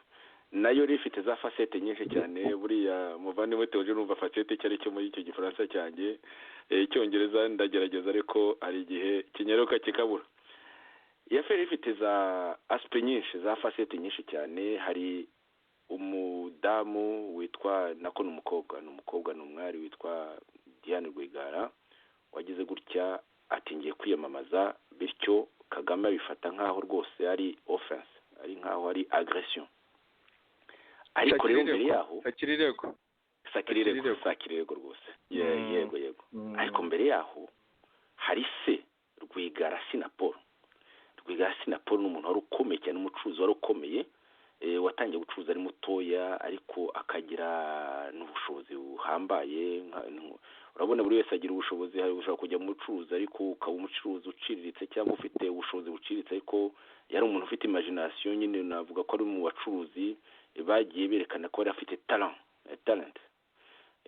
bakagera no ku bintu bakabasha kubigeraho kandi bakamenya no kuba byifatamo bikagira ikintu umuntu yakita rayonoma sinzi ukuntu ikigashayininga kushayininga urabona no kubivuga ibintu bishayininga bikashayininga kandi bikabamo n'ubwitonzi ko ari umuntu w'umukirisitu w'umuadventiste ukomoka ku Kibuye akora ibintu umuadventiste akora uruganda rw'amatabi n'urwo rwamukijije kandi abadventiste ntibanywa n'amatabi ariko ntabwo yigeze atandukana na kiliziya y'abadventiste ndetse ngo yagiye anayifasha abantu benshi b'abadventiste baramukunda bavuga ko yagiye agira akamaro abatutsi urubyiruko rw'abatutsi n'abandi b'abatutsi bari nyine badafashwe neza muri ya ngoma ya Mendesideri yagiriyemo nyine ayo mahirwe n'uko kuzamuka akagenda abafasha ku buryo bunyuranye abariho amashuri abakora ibi n'ibi bigeze ku gihe cya FPR arayifasha ndetse bivugwa yuko yanafashe n'umuryango wa Murefu Sebuko Kagame ibyo ntitubitindaho ariko bizwi neza ko ari mu bantu bafashijwe FPR bafashe cyane FPR gusa rero nyuma y'intsinzi aza kwifata nk'uko nyine yibwiraga ko ari umuntu w'umugabo wakoze wavunitse utagomba kwicara nyine ngo bavuge ngo ragira reka ibyawe tubifate noneho ube turagirire kandi ari ibye biza kumugora nk'uko byagoye n'abandi bari mu barujugiro n'abandi bigeze aho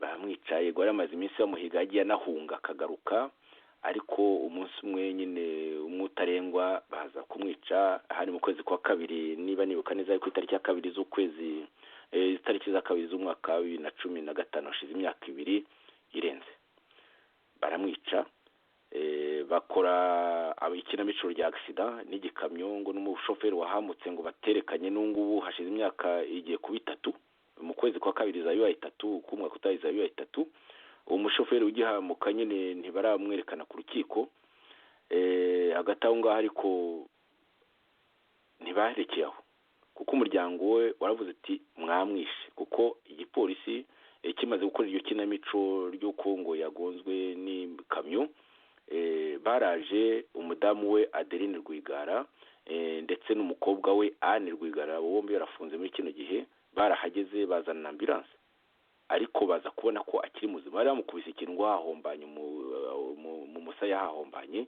ariko baza kubona ko akiriho batiri muduhe baranga bagira ubwoba nyine kuko bari bazi ko bamwishe bamuhanyije baramurwanira barangije bamushyira mu gisashe nyine nk'uwapfuye kandi atapfuye noneho muri ambulance yabo ya gipolisi bagenda bamuteragura ibyuma ku buryo no muri runo rubanza uwamubonye nyine umukobwa wamubonye Anne Rwigara niwe wanasigaye kuri urwo ruganda rw'itabi Anne Rwigara avuga ati n'amagengo yangaya ndacyarota ayo maraso kuko naragiye bamaze kumushyira muri morgue kandi nene namukozeho mbere ari muzima ati noneho ati amaraso ye yarakivirirana bamaze kumuteragura ibyuma mu irugu amaraso ye noneho ati n'ubu aracyaza mu nzozi zanjye ati n'amagengo yangaya bivugiye ejo bundi mu rukiko Anne Rwigara rero niwe wasigaye kuri urwo ruganda rw'itabi rukomeye ruzwi cyane no mu kugihe cya Bigirimana rwari ruzi cyane Rwigasa rwari uruganda ruzwi cyane aza guhunga ajya gufasha FPR aza kugaruka rurakomeza uruganda rwe arakomera ibyo ni ibindi bintu tuzabiganira mu biganiro bitaha ariko urumva uwo muryango wafashe FPR w'abacikacumu ndetse uwo mudamu Adeline Rwigara umupfakazi wabonye ukuntu bica umugabo rw'agashinyaguro anakomoka mu Bisesero yavuga Bisesero bari bavuga ngo Bisesero n'abacikacumu nyine barababeshya uwo ni umusesero akaba ari mushiki wa Rutabana nawe uri muri RNC twagiye tumuvuga ariko uyu munsi turamureka kuko ni ikibazo kindi gikomeye cyane gifata umuryango we ntabwo tugiye ntitugiye kujya muri ibyo ngibyo bindi ibya politike tube tubishyize ku mpande ni umuryango we ni mushiki wo ngo Adeline Rwigara noneho rero icyo nashaka kuvuga ni uko uwo muryango w'intwari abo badamu n'intwari tubita abadamu kuko hano mu cyubahiro mu Bufaransa ubu ntawe ukita umuntu mu mademazire bose bitwa abadamu niyo bafite imyaka 15 mu rwego rwo kubaha abagore igitsina gore bityo tubita abadamu Madamu Rwigara n'uvuga nyina w'abo bana w'abo bakobwa Adeline Rwigara nako Anne Rwigara wari wasigaye kuri urwo ruganda rwa se, ndetse na Diane wari wiyamamaje. Abo bose kuva rugikubita bakica se ntabwo wigeze barya indimi, bagiye bavuga bati muramwishe mwebwe mwagatsiko mwe. Ndetse ejo bundi nyuma yaho banabasenyeye na hoteli ikomeye cyane. Ibintu byo kwa Rwigara sinabitindaho muri aka kanya ngo tuzabishoboye muri kino kiganiro kimaze umwanya utari mutoya, kuko no mu gihe Rwigara yamaze guhunga hari ikintu umuntu yakwita hysteri rwose, uburwayi bwa MRNDCDR. Amaze guhunga bagurishije ibintu byo mu mujyi, barabigurisha babiteza inuza. Buriya si bwo bwa mbere yagize ibyo bibazo. MRNDCDR yabikoze icyo gihe nyine muri mugitera aho ndabikubwira ko nyine impari, bamugurishije ibintu bye mu maduka ye barabivida. Muri ubwo busambo bwinshi, ntabwo ubusambo gusa bugirwa na FPRDM na MRNDCDR ko ari uko, babiteza cyamunara, bavuga amagambo menshi cyane. Inzu ye nubwo batayishenye bakavuga ngo niyo ngo Kigeli yagomba kurongoreramo, umukobwa yagomba kurongoreramo. Bavugaga ari umukobwa witwa Gasumuta wabakoraga muri Orenfort, bamufunga mu byitso, baranamwishe muri jenoside. Habaye mysteri y'ubugome ya MRNDCDR kuri ibyo yaferi Rwigara n'inzu ye n'iki cyose, uretse ko batayishenye, ariko abo babeshyiraga barabisha, abo bashoboye kubona. N'abandi batutsi benshi cyane barimo n'abo ngabo twagiye tuvuga hirya no hino, ni benshi ntawe wabarondora. Ibyo byose byarabaye, ariko noneho iyo hysteri iragarutse muri FPRDM. Yakagombye kuvuga ngo irengera abatutsi, iragarutse hysteri, ihitanye Rwigara, imwisha urupfu rubi imbere y'umuryango, imbere y'umugore, imbere y'umwana we Anne. None nyuma yo gusenya n'ibye no gufatira urwo ruganda n'ibindi byose, bariho barakora iryo kinamico ry'urubanza. Ngira ngo wumvise za audio bamaze kwerekana n'inkebyiri zagiye aho ngaho, aho wumvaga ba Jean Paul Turayishimira twashinganye RNC nyine uriya escort wahoze ari escort wa Kayumba Nyamwasa, banavuga ngo n'umuntu ukomeye muri Afurika y'Epfo nakumva ari Kayumba, birumvikana nta utabyumva, ariko ngo n'ibindi bizagaragara. Mu yandi magambo, ya feri ibabaje cyane kuri uwo muryango rwose. Tudahwema kuri radio yacu ishaka kuvuga yuko tubashyigikiye, ko rwose ubutwari bwabo butugwa ku mutima. Ariko rero harimo n'ukuntu habayemo icyo kintu cyo tuzakigarukaho twitonze, tumaze no kureba ibiri kubiye muri ayo maudio yani 20 bafashe mu matelefone yabo babafashe. Ariko hari ngo n'abatemwe abatangabuhamya nyine abagabo 70 ngo procureur azazana 70 ngo bo gushinja uwo muryango, ngo berekane ko ngo bari bafatanyije n'abo bose no mu bihugu duturanye, bari bafatanyije ngo mu bikorwa by'iterabwoba. Mu bintu byinshi baregwa ngo harimo ibyo bikorwa by'iterabwoba, ngo bikuye muri ayo madiyo ngo arabyerekana. Ndetse ngo nabo batangaho bahamya 70 ngo bazerekana yuko ngo nyine ngo uwo muryango nyine batari innocent, ko ngo bari bateguye ibikorwa by'iterabwoba byerekana ko uwo muryango bari bagerageza kuwuteranya n'abatutsi babacika cumu. Uwo muryango bari bagerageza kuwuteranya n'abatutsi babacika cumu, bageza kuvuga ko umuryango w'iterabwoba ufatanyije n'interahamwe. Birumvikana ko umuryango ufatanyijwe n'interahamwe mu by'ukuri bati mureke mwebwe batutsi, kuko nitwe tubakingiye nyine, twebwe FPRDM nitwe tubakingiye, bari ahubwo bagiye muri MRNDCDR. Gusa rero iyo mvugo ikaba ihabwa nyine imbaraga n'ibikorwa bimwe na bimwe byo kwa Kayumba bigaragara. Ahantu tubitindeho no munsi tuzabigarukaho umunsi bizajya hagaragara. Turabizi neza, twagiye tunabivuga yuko mu bintu byose Kayumba Nyamwasa yagiye akora, yagiye ashyira muri danger, ashyira mu by'ukuri mu kaga abantu yakoranaga nabo, atitaye mu by'ukuri ku mibereho yabo, atitaye ku buzima bwabo. Kwa kuvuga ngo imireti nyine ntawubona atabumenya amagi, twagiye tuvuga yuko tunamuburira yuko abantu yagiye akorana nabo bakoraga Kigali. Twavuze bankubana, twavuze bariya ba Rubagumya Apollo uri yahoze muri Afurika y'Epfo. Twavuze na nuriya Rwarinda Mike.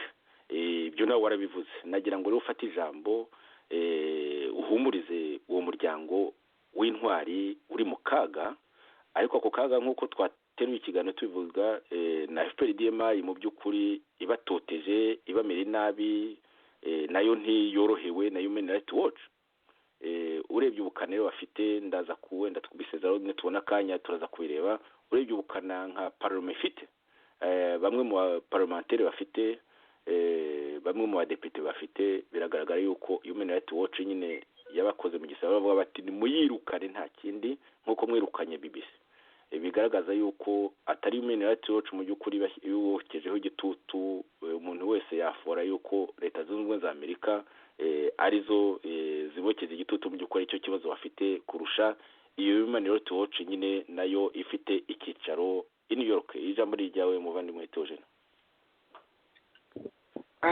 Murakoze Joseph, ahubwo ngushimire iyo commentary ukoze kuko maze no kumva ibyo uvuze mu by'ukuri bikubiyemo ibyo nakavuze byose, kuko amateka ya Rwigara nigeze no kugira igihe cyo kubivuga ngira ngo mu biganiro tugitangira mvuga ibya uruhare rwo yagize muri FPR, ukuntu yabaye ari we watanze mbese amafaranga y'ifatizo yabavuyemo ayazanye ba Tito Rutaremara muri ya nama yabereye Washington muri 1988 ngira ngo 1988 yari yateguwe na ba Professeur Kimenyi, ariko ubwo ba Tito ubwo bari baje babohereje ngo kuza kuyisabota. Wumve ko ibyaje kuvamo FPRDMI byatangiye kera, bene iyo mikorere bene iyo mitekerereze.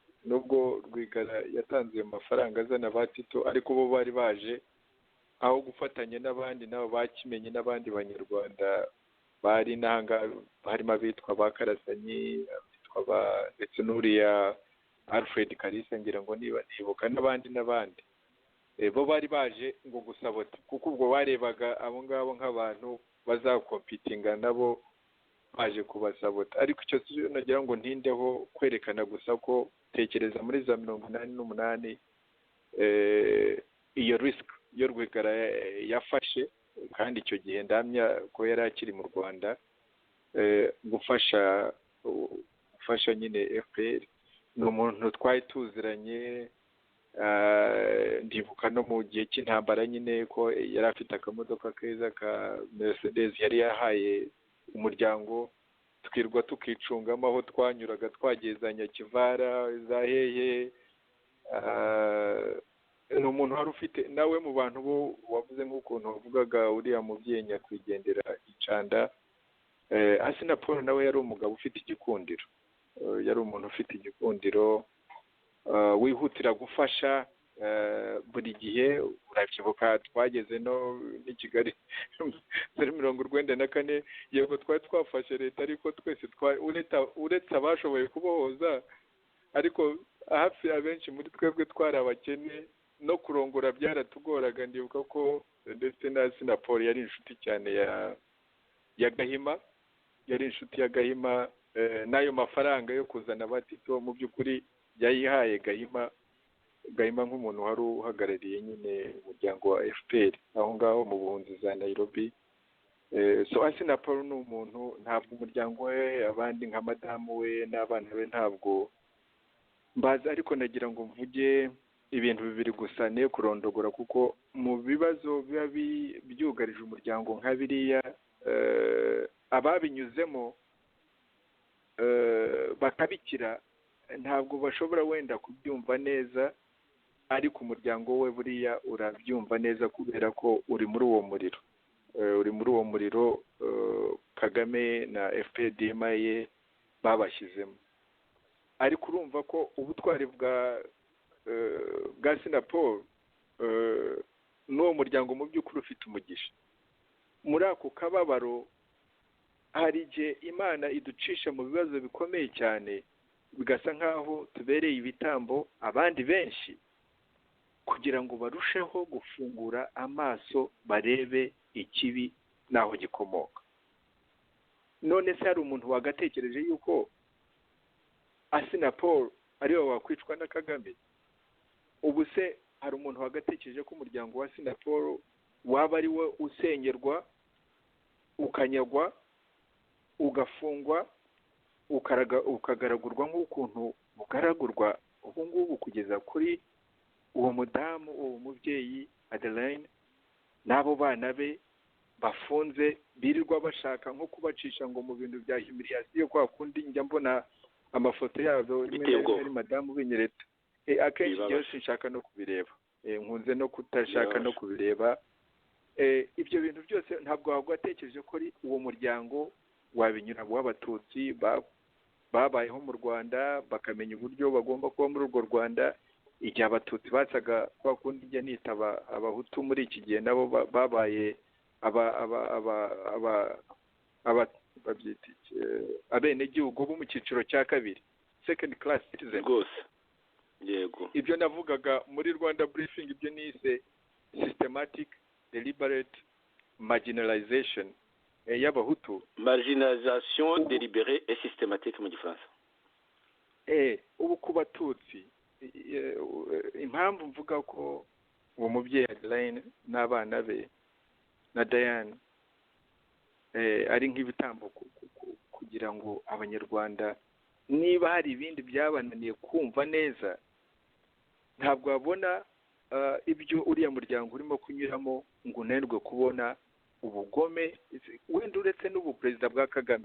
Ibyo tukabivaho, ijambo perezida tukarivana kuri Kagame, Paul Kagame, akaba ari cyo gisigaye gusa. Umuntu iyo abibonye uribaza uti Kagame hari ubumuntu agira?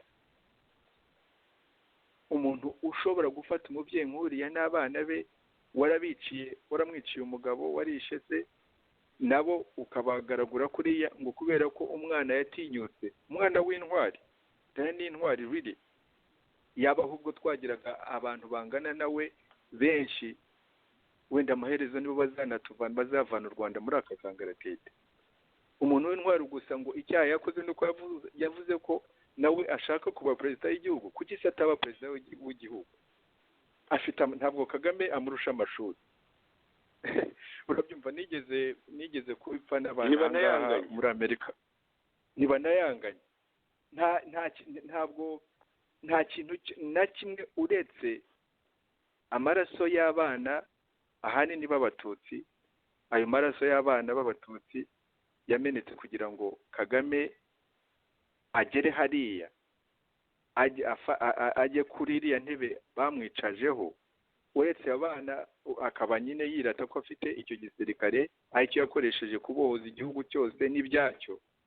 Nta kindi cyo Kagame ashobora kurata cyo Diane adafite. Ikisi yarata se ubukomangoma, yarata se ko amurusha ibisekuru n'ibisekuruza, yarata se ko atakuriye mu butindi.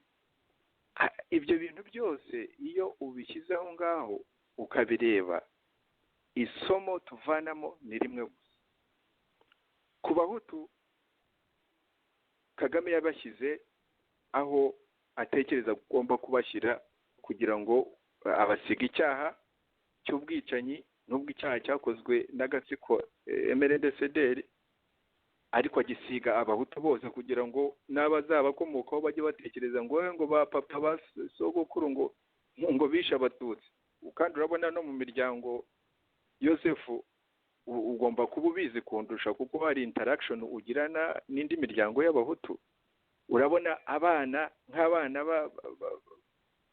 b'abahutu nibo Kagame akonsentratingaho kubabwira ibyaha bya basi, nubwo baba bazi ngo se nta byaha yakoze na nyina, ariko agahora ababwira nyine ibyo bintu kugira ngo abana bagire iyo doubt. Urumva rero abahutu kubashyira muri iyo position yuko babebera mu gihugu cyabo, bakaba abene b'igihugu bo mu cyiciro cya kabiri, nka kwa kundi abatutsi bari bameze kuva muri revolution 1959 kugeza aho nyine MRND-CDR viriho 1994. Uko niko babayeho. Ariko ku batutsi nicyo nagira ngo ndangirizeho, isomo ryo Kagame ashaka kwigisha abatutsi kuri biriya umuryango wa Rwigara unyuramo ni isomo rimwe gusa. Ni nko kubabwira Kagame arabizi ntabwo ari ku butegetsi kuko yatowe n'abahutu n'abatutsi, ntabwo ari ku butegetsi kuko azi ko abahutu cyangwa se abatutsi bamukunda, ariko yagendeye kuri ya mizi yo kuvuga ngo niwe wabohoje mbese warengeye, niwe gakiza, niwe masaya w'abatutsi. Kurumva nicyo FPR-DMI kuva muri 1994 yagendeyeho. Iyo kadigisimu nta wandushije kuyitera taratandukana na FPR-DMI ko yakijije abatutsi. FPR-DMI yakijije abatutsi, kandi hero muri iyo story ni Kagame.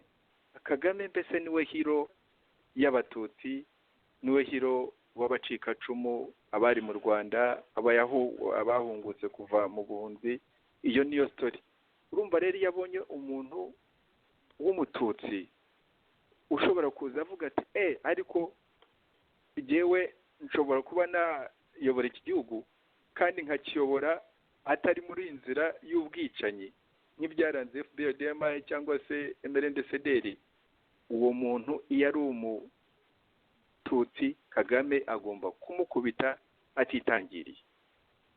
Lesson rero ikomeye cyane, isomo rikomeye cyane ryo Kagame ashaka kwigisha abatutsi ni ukubwira ngo mucukirwaho, ibizashoboka ni jyewe mwami wanyu, mu nkunde mwe kunkunda. Kandi Kagame arabizi ko abamukunda ari bake cyane. Ngira ngo n'uwabaza umugore we ku mutima we sinzi niba n'urwo rukundo rumufitiye, ariko cyane cyane ni ukubwira abatutsi ngo mucukirwaho, ntibizashoboka atazagira n'umuntu n'umwe utinyuka kujya muri uru rubuga rwa politiki. Ni iryo somo jyewe mbona ni ibintu bikojeje isoni, byerekana ubunyamwaswa bwa Kagame nk'umuntu, ariko bwerekana ubwoba bukomeye na insecurity ikomeye. Insecurity kuko afite nk'ibya Mirenge, afite igihugu, afite igisirikare, afite za intelligence, afite amafaranga menshi ku mufuka we, ibyiza by'isi byashaka byose arabifite. Ariko Kagame no mu bintu bike yamuziho ni umuntu uhora ufite insecurity. Iyo ujya kubona reba umuryango wa Rwigara akawikangamo, niba ari iki bikaba byamutuma akora ibintu byerekana ubunyamaswa bugeze hariya, ahubwo bishobora nabyo ari bimwe bishobora no kuzamusenya amaherezo. Uribaza uti Kagame iyo insecurity ishingiye ku ki? Nta kindi rero ishingiyeho, nuko umuntu wishe abantu nk'abo Kagame yishe, abenshi yafatanyije na Kayumba ubu nguwo, kuko ibyo bintu by'ubwicanyi byose nta muntu wari bumufashijemo urenze Kayumba. Ibyo bikorwa rero by'ubwicanyi bye nibyo bimutera insecurity, kugira ubwoba burenze n'ubw'umuturage usanzwe. Joseph ushobora kugira utyuka uyu munsi nubwo uri mu buhunzi ukavuga utejo nzayizirwa ndyamye, ukumva ufite n'amahoro, ariko ayo mahoro ufite ntabwo Kagame ayafite, ahubwo afite insecurity. Niyo comment nagiraho, birangora cyane gukora comment ku bintu by'uriya muryango cyane, tuzabigarukaho. Birababaje cyane, ni ibintu bikomeye. Ukunda gusenga nk'uko nabivuze kuri iriya baruwa isezera Kagame aravuze ati ngiye rwose mu bintu by'iyobokamana. Tubusabire umuryango wa Rwigara, dusabire roho ya Rwigara, Asinapol, dusabire uriya muryango we kuva rwose mu menyo y'abadayimoni, ku mugani wa Adeline Rwigara yavuze ati ni abadayimoni. Yakoresha amagambo tuzagarukaho ko ari abadayimoni. Niba ikindi bambwiye banza ari madamu wambwiye ejo bundi bavuga ngo mu bintu by'uwo mubyeyi yasabye ngo bamwatse na Bibiliya ye.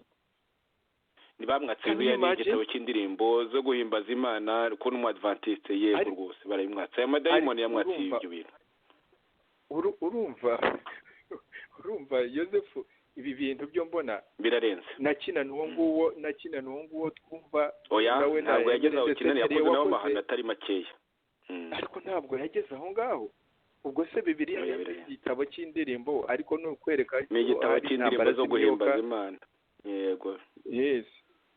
Ariko ni ukwihanganisha umuryango, ni ukwihanganisha uwo muryango, kuko kusabira no kurwanya yahitagatsiko imana yego kandi bazabivamo ni ibigeragezo bikomeye cyane bazabivamo kandi bazabivamo mu by'ukuri bemye mu mateka y'igihugu kubera ko buriya inyandiko yabo irimo kwandikwa mu mateka y'igihugu rwose abo Kagame bazamwibuka nk'umwicanyi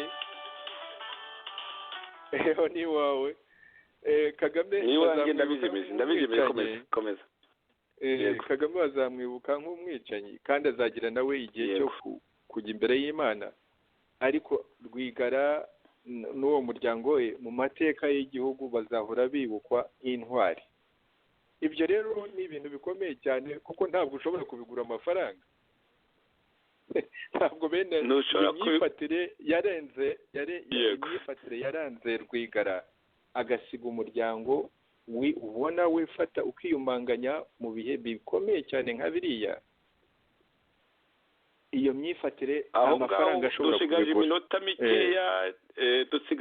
mikeya cyane nagira ngo tuyikoreshe ndetse twanarengeje isaha twari twanateganyije tumaze kurengaho iminota 23 ubu tufite 7 gusa nagira ngo mu gusoza utega amatwi gato ibyo ngiye gusoma tuvuze yuko nyine uyu muryango wa Rwigara mu by'ukuri uriho ukorerwa ibyo intwari n'intungane zikorerwa bari mu nzira y'umusaraba ikomeye cyane bitewe n'abo madamu Rwigara n'abantu b'intwari cyane bakoresha amagambo menshi cyane tuzagaruka wenda mu biganiro bizaza aho bavuze bati muri bajura muri abicanyi muri interahamwe zo mu rundi rwego bati muri abadayimoni abo nayo bakoresheje abo badamu ndabita abadamu kuko ni icyubahiro hanyuma rero hagati aho ngaho ariko abo badayimoni abo bajura abo bicanyi izo nterahamwe zo mu rundi rwego z'abatutsi abo badayimoni bo muri FPRDMI nabo ubwabo bari ku gitutu mu by'ukuri ikaba ari nayo mpamvu nk'uko twateruye ikiganiro tubivuga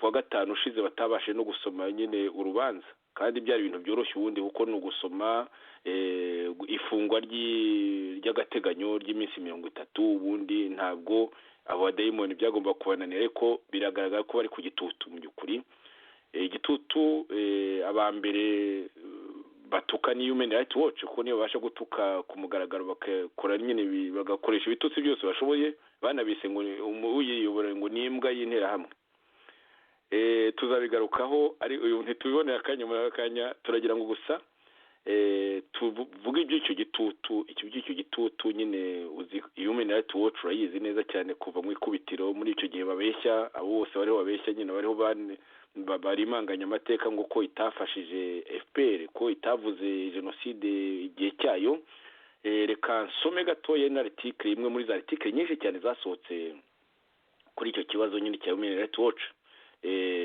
na article yasohotse ejo bundi umusibejo tariki ya 19 ukwakira nahisemo y'ikinyamakuru igihe inyitiragira iti abadepite basabye guverinoma kwirukana Human Rights Watch ishishi itabona mu Rwanda. Reka ngusomere gatoya nihuta kugira ngo uze kugira akanya ko gusoza. Abagize inteko ishinga amategeko bagaragaje akababaro n'uburakari batewe na raporo y'umuryango Human Rights Watch basaba ko wirukanwa mu gihugu ndetse ukajyanwa mu nkiko bitewe n'uko basanga icyegeranyo uheruka gusohora ku Rwanda cyari kigamije guhungabanya abanyarwanda n'ubuyobozi bwabo. Reka nkomeze kuri uyu wa kane w'ejo bundi nyine umusibo ejo kuri uyu wa kane nibwo mu nteko ishinga amategeko habaye ikiganiro nyunguranabitekerezo kuri raporo yasohowe na Human Rights Watch muri Nyakanga yise All Thieves Must Be Killed. Ugenekereje mu kinyarwanda ni abajura bose bagomba kwicwa, aho ivuga ko hari abantu 37 bishwe n'abapolisi abasirikare inkeragutabara cyangwa daso mu turere twa Rubavu na Rutsiro. Perezida wa komisiyo y'igihugu y'uburenganzira bwa muntu Nirere Madeleine yavuze ko muri iyo raporo Human Rights Watch yatanze amakuru atariyo kuko mu iperereza komisiyo yasanze hari abantu 7 bavuga ko bishwe n'abasirikare kandi bakiriho abantu 7 kuri abo 30 n'abandi murumva urabona rero ntitugiye kubitindaho dushigaje igihe gitoya muvandimwe Theogene baravuga bati abagize inteko y'amategeko ndataruka abagize inteko ishinga amategeko basabye ko Human Rights Watch yamaganwa nyuma y'isobanuro bya Nirere bakomeje nyine aba badepite bamwe bita ngo bituriya Kenneth Ross kenshi bamuvuga mu majwi menshi kenshi cyane bamwita interahamwe imbwa y'interahamwe Kenneth Ross ndetse umudepite mwe uretse kumwita nyine imbwa y'interahamwe akanavuga ati muri 94 mwarihe ko mu jenoside yakozwe n'umutagira n'icyo muvuga ikinyoma gusa nagira ngo ufate ijambo rinasoza muvandimwe Theogene bafite ubwoba mu by'ukuri bwa leta zunze ubumwe za Amerika Human Rights Watch nyine ikaba ariyo babasha kwigondera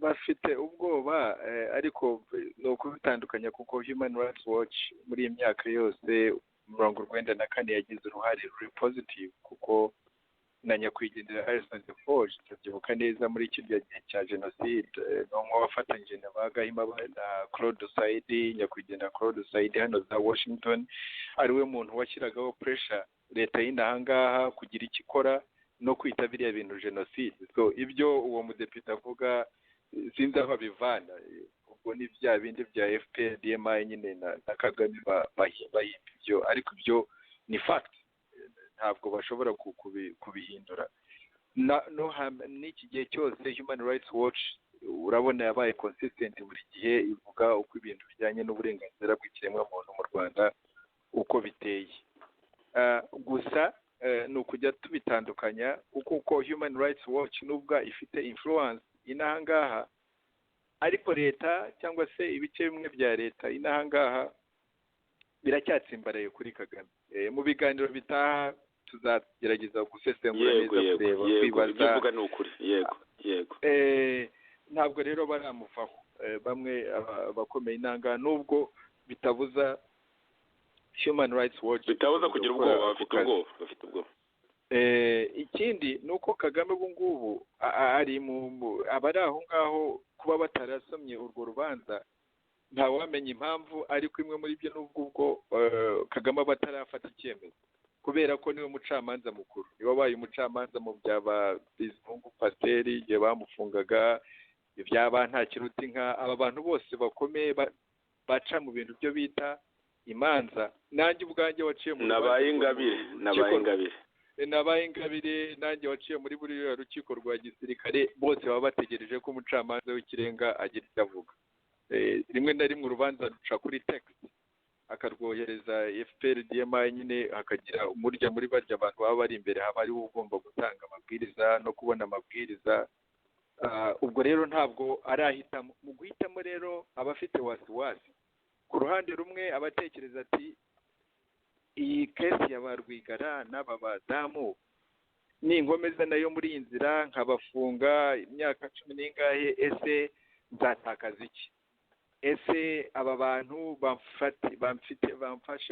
bamfitiye akamaro ni ukuvuga abanyamerika abongereza cyane cyane akavuga ati bazabyifatamo bati ku rundi kubera ko Kagame ari Kagame nyine hari igihe afunga roho nyine akavuga ati ndabikorana byanze bikunze nikiza umwanzi nka kuriya yajyaga atubwira ngo umuntu wapfuye aba yapfuye ngo abazungu ngo barasakuza ngo ariko bigera igihe bakabivaho kandi nibyo koko bageraho bakabivaho ubu ngubu rero aracyari umucamanza w'ikirenga aracyafite wasiwasi ntarahitamo ngo amenye ati turabigenza dute naho ubundi mu gushaka kwereka abatutsi ko atazigera byemera iyo challenge ntawamenya uko urubanza ruzacibwa uretse ko uwo mujinya aba afite nk'uko ntishe Rwigara ntabwo byantungura cyane anabahaye n'igifungo kirekire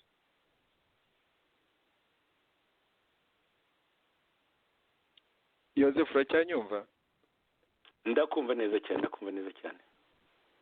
nicyo ngicyo ariko isaha twayirengeje wasoza isaha twayirengeje nicyo ngicyo nasorezagaho kuvuga gusa ko nubwo tuvuga ngo muri mu mitekerereze ya Kagame n'imikorere ye icyo atekereza ni ukubaha igifungo no gukomeza anatekereza ngo nubwo buriya ikintu aba atekereza icyo agashoboye cya mbere cyagombye gukora ni ukubica ukuntu yishe Rwigara cyangwa ukuntu yishe n'abandi b'abahutu cyangwa abatutsi.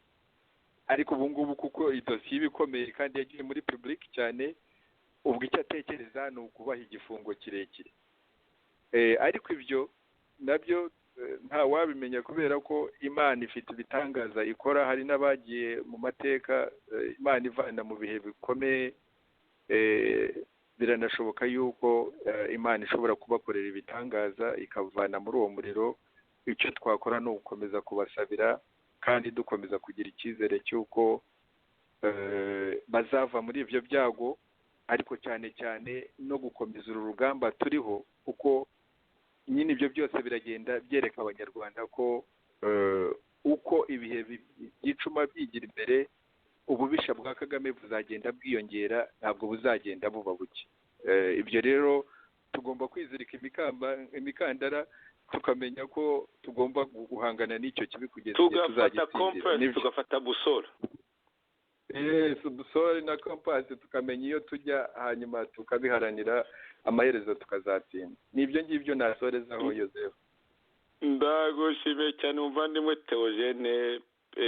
Opposition iri mu muhengero ukomeye, ariko rero n'abadayimoni bo muri FPRDMI nabo bari mu kaga. Mu yandi magambo rero dusaba Imana tuyifashe, ariko tuyifashe Imana nk'uko urangije muvandimwe Theogene. Nagira ngo nshimire inshuti za radiyo Ishakwe zatwumvishe uno munsi.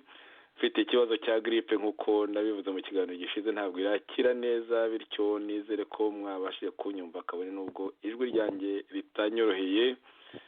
Nagira ngo ngushimire muvandimwe Theogene, ngushimire cyane rwose, kuko iyo waje mu kiganiro mba ngutezeho byinshi cyane ku bumenyi ufite ku mateka ya FPR-DMI, cyane cyane ariko no ku rukundo ugirira abanyarwanda, ndetse no ku gaciro kanini cyane uha ukuri, indangagaciro y'ukuri, ibyo wanazize muri RNC, ariko tukaba twarabikomejeho kandi bikaba bikomeje ku bubasha bw'Imana no ku kazi dukora tugerageza kuyifasha, bikaba bikomeje kugaragara ko ibyo twavuze biriho byigaragaza, kandi ko inzira zitari ebyiri, ya mfunganwa y'inzira tugomba kunyuramo ariyo tuzanyuramo tuvugisha ukuri, ndetse kubera kuvugisha ukuri Imana nayo ikaza bayizadufasha. Nshuti mwari muduteze amatwi, ndabashimiye. Aho bwije ndagira ngo tubifurize ijoro ryiza, aho bukeye ndagira ngo nabo tubifurize umunsi mwiza w'Imana n'imigisha yose. Twifuriza kandi imigisha uriya muryango wa Rwigara, tutanibagiwe n'abandi basakumye nka muri FDU inkingi bashaka gusakuma muri iyo aferi ya Rwigara. Harimo n'abayoboke ba FDU inkingi n'abandi bose. Turabifuriza rwose ko bazava mu menyo ya rubamba, bazava mu nzara.